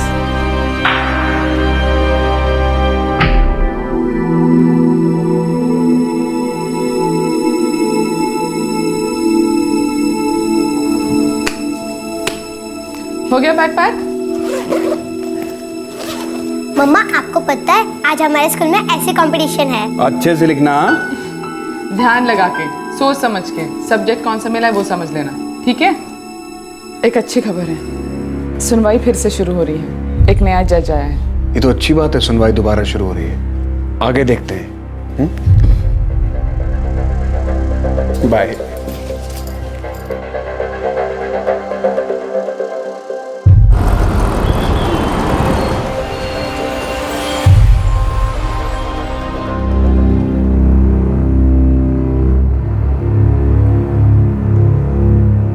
मैं अवेगन में पिछले 8 सालों से काम कर रही हूँ और मिस्टर अशोक पुरोहित को मैं बहुत ही अच्छी तरह से जानती हूँ। वो एक बेहद ही शरीफ इंसान है और बहुत ही अच्छे प्रोफेशनल भी। मुझे नहीं लगता नम्रता दास के आरोपों में कोई सच्चाई है। इस बात में जरा भी संदेह नहीं है कि मिसेस नम्रता दास को जॉब से निकालने की वजह उनका सबस्टैंडर्ड काम था। और रहा सवाल मिस्टर अशोक पुरोहित का, तो उन्हें मैं बरसों से जानता हूँ। मिसेस नम्रता तो क्या, वो किसी भी महिला के साथ ऐसी घटिया हरकत कर ही नहीं सकते। सो मिस्टर आनंद शर्मा, आप मिसेस नम्रता दास से एक ही बार मिले? यस। पर मैं ये बात जानता था कि कोई उनके काम से खुश नहीं था। ये आपको कब पता चला? रेगुलर बोर्ड मीटिंग्स में ब्यूरो चीफ और चीफ रिपोर्टर्स के साथ ये बात डिस्कस होती थी। तो क्या आपने कभी भी इस बारे में कोई मेमो इशू किया? नहीं, कोई जरूरत नहीं थी। मिसेस दास प्रोबेशन पर थी, इसलिए इनफॉर्मली डिसीजन लेने में हमें कोई मुश्किल नहीं हुई। सर पहली बात, मिसेस नम्रता दास प्रोबेशन पर थी, इसीलिए कानूनन उन्हें वर्कमैन नहीं माना जा सकता। वो एक एम्प्लॉय नहीं थी, वो सिर्फ प्रोबेशन पर काम करने वाली एक रिपोर्टर थी। आप कहना क्या चाहते हैं? सर मैं वही कहना चाहता हूँ कि ये केस लेबर ट्राइब्यूनल के ज्यूरिडिक्शन में आ ही नहीं सकता, क्योंकि मिसेस दास एम्प्लॉय थी नहीं और इसीलिए उन्हें वर्कमैन नहीं माना जा सकता।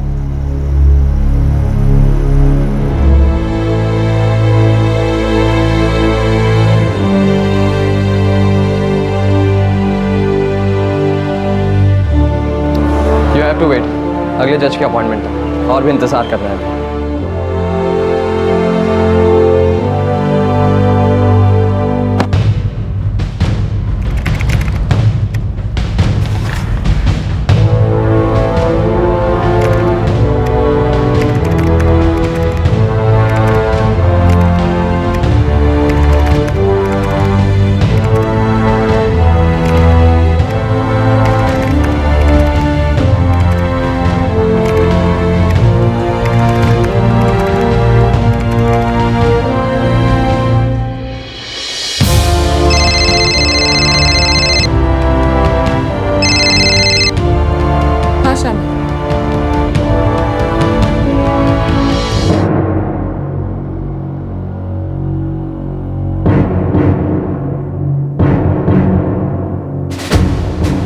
सर पिछले आर्ग्यूमेंट में मैंने ये साबित कर दिया था कि कानूनन मिसेस दास को वर्कमैन नहीं माना जा सकता, क्योंकि वो प्रोबेशनरी हैं और एम्प्लॉय नहीं। सर मिसेस नम्रता दास एक वर्किंग जर्नलिस्ट थी। अगर इस एक्ट पर आप गौर करें, इसमें स्पष्ट रूप से लिखा है कि एक वर्किंग जर्नलिस्ट की डेफिनेशन है एक ऐसा कोई भी व्यक्ति जिसका काम जर्नलिज्म हो, वो चाहे होल टाइम हो या पार्ट टाइम, चाहे किसी भी एक अखबार के साथ या एक से अधिक अखबार के साथ, चाहे वो एडिटर हो या राइटर, न्यूज इंचार्ज या सब एडिटर, फीचर राइटर या कॉपी टेस्टर, रिपोर्टर या करेस्पॉन्डेंट, कार्टूनिस्ट या फोटोग्राफर।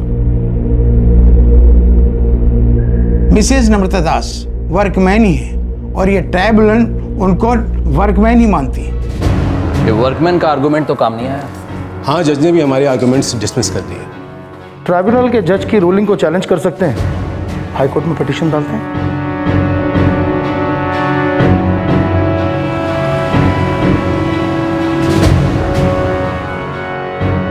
मिसेस नम्रता दास इस एक्ट के मुताबिक निस्संदेह वर्कमैन ही है। इस केस की आगे की कार्रवाई फिर से ट्राइब्यूनल कोर्ट में ही होगी।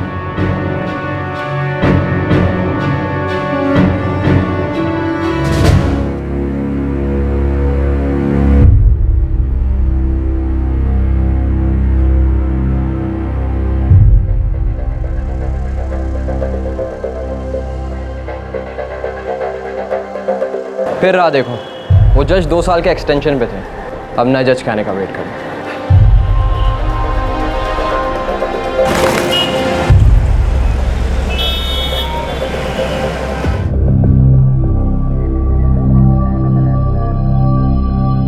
सर वो लेटर जिस पर अवेकन के एम्प्लॉयज के सिग्नेचर थे, उस पर मैंने दबाव में आके साइन किया था।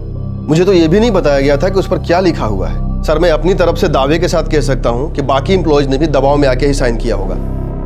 हो सकता है कि ये आपके साथ हुआ हो, बाकी लोगों के साथ नहीं। आप अपने बारे में बता सकते हैं पर सारे एम्प्लॉयज के बारे में नहीं। सर अगर एक एम्प्लॉय दबाव में आके दस्तखत कर सकता है तो इस बात की पूरी संभावना है कि बाकी एम्प्लॉय भी दबाव में आके दस्तखत कर सकते हैं। सर मेरी बाकी एम्प्लॉय से बात भी हुई है, लेकिन कोई भी ऑन रिकॉर्ड ये बात कहना नहीं चाहता। सर हम बात तो वही कर सकते हैं जो ऑन रिकॉर्ड है। सर ऑन रिकॉर्ड वो लेटर है जो ऑर्गेनाइजेशन ने इन्वेस्टिगेटर्स को भिजवाया था, जिसपे सारे एम्प्लॉयज के सिग्नेचर थे। सर उस एक लेटर की वजह से सारा का सारा इन्वेस्टिगेशन रोक दिया गया। सर ये एक तरह से तहकीकात रोकने के लिए दबाव तंत्र का इस्तेमाल करना ही है। हाँ, नम्रता दास के इनकॉम्पिटेंस के बारे में सुना था। आप सीईओ के पीए हैं? यस। कितनी बार मिले आप मिसेस नम्रता दास से? 3 बार, जब अपॉइंटमेंट हुआ था, दूसरी बार जब उन्हें सीईओ सर से अपॉइंटमेंट चाहिए था, और तीसरी बार जब उन्हें रिलीविंग लेटर दिया गया था। और मैं इस 3 मीटिंग में आपको पता चल गया कि मिसेस नम्रता दास अपने काम को लेकर कितनी इनकॉम्पिटेंट है। मैंने कहा ना कि ऑफिस में इस बारे में सुना था। सर मिसेस नम्रता दास ने जर्नलिज्म में डॉक्टरेट किया है। लगभग 12 साल का अनुभव है उन्हें अवेकन ज्वाइन करने से पहले। अवेकन में भी उनके आर्टिकल छपे और वहां से गैर कानूनी तौर पर निकाल दिए जाने के बाद भी लगभग 10 साल से वो एज अ फ्रीलांस जर्नलिस्ट काम कर रही हैं। सर ये कुछ आर्टिकल्स हैं जो मिसेस नम्रता दास ने एज अ फ्रीलांस जर्नलिस्ट लिखे हैं और जो छपे हैं। सर मिसेस नम्रता दास कोई ऐसी वैसी रिपोर्टर नहीं है जिनके बारे में ये कहा जा सके कि वो अपने काम को लेकर सक्षम नहीं है या फिर इनकॉम्पिटेंट है।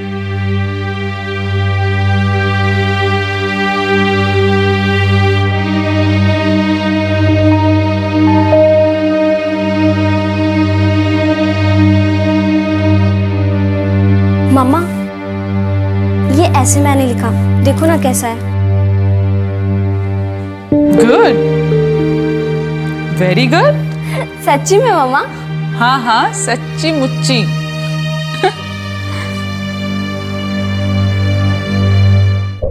दिल्ली कॉरेस्पॉन्डेंट से कहो उस लड़की की फैमिली के हर छोटी बड़ी डिटेल चाहिए। I think we should do this story in the Sunday edition. Rape laws पर जमकर बहस छिड़ी हुई है, सेक्सुअल हरासमेंट, ईव टीजिंग।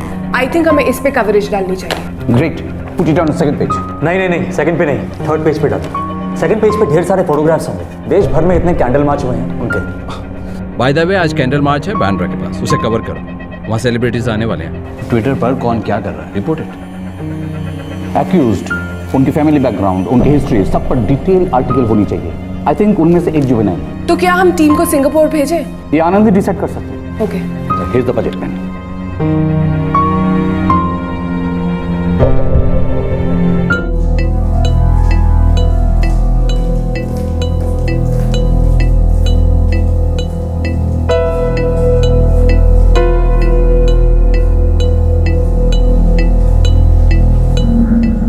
आखिर वो दिन आ ही गया। हाँ आखिर आ ही गया।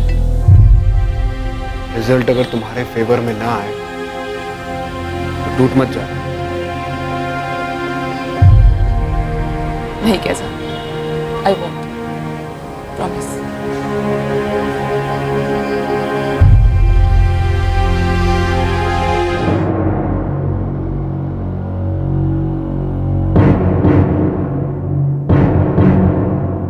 सन 2004 से अब तक दोनों पक्षों द्वारा दी गई सारी आर्गुमेंट्स मैंने पढ़ी। उन्हीं के आधार पर कोर्ट इस नतीजे पर पहुंचा है कि अवेकन इस ऑर्गेनाइजेशन ने मिसिज नम्रता दास के साथ अन्याय किया। जब सेक्सुअल हरेसमेंट सेल था ही नहीं तो वो रिटर्न कंप्लेंट लेकर जाती कहां? 3 महीने बाद उन्होंने लिखित शिकायत दर्ज की।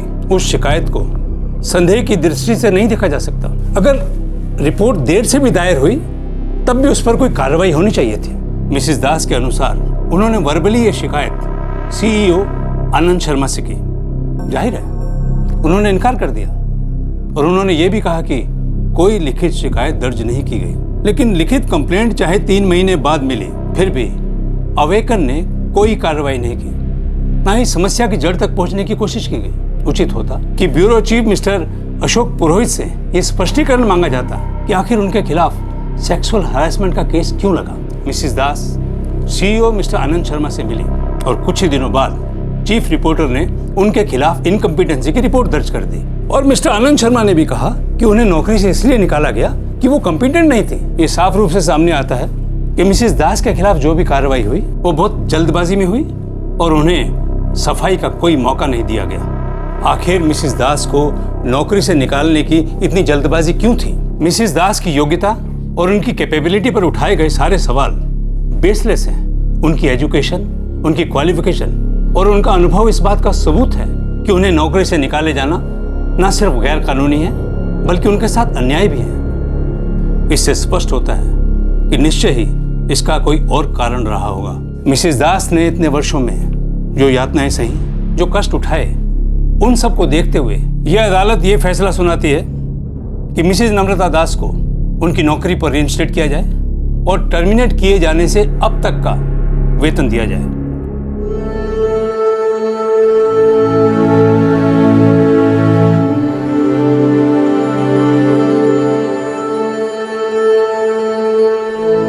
हर वक्त हर मुश्किल में मेरा साथ देने के लिए बहुत बहुत शुक्रिया। नम्रता जी, शुक्रिया तो मुझे आपका अदा करना चाहिए। आपने मुझ पर विश्वास रखा और आपके इस विश्वास ने मुझे खुद पर विश्वास करना चाहिए। बहुत थैंक यू नम्रता। लड़ाई तो तुमने लड़ी है इतने बरस, वो भी अकेले। Congratulations dear. To you too Kavita ji. आप जैसे लोग बहुत कम मिलते हैं जो ना कि सिर्फ प्रॉब्लम समझते हैं बल्कि उससे लड़ने की हिम्मत भी देते हैं। We are very proud of you Namrata. तुमने हिम्मत की और मसले को उठाया। ना सिर्फ इतना ही बल्कि न्याय मिलने तक लड़ने का हौसला रखा। आप सहारा देने के लिए हाथ नहीं बढ़ाती तो ये मुमकिन नहीं होता।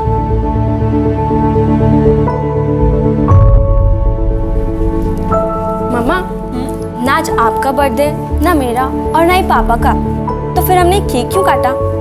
बेटा, केक सिर्फ बर्थडे के दिन थोड़ी ना काटा जाता है। जिस दिन हम खुश उस दिन सेलिब्रेशन। हाँ, ये केक हम तीनों की खुशी के लिए है। मम्मा, पर आपने एक बात नहीं बताई, आप रोज कोर्ट क्यों जाती हो?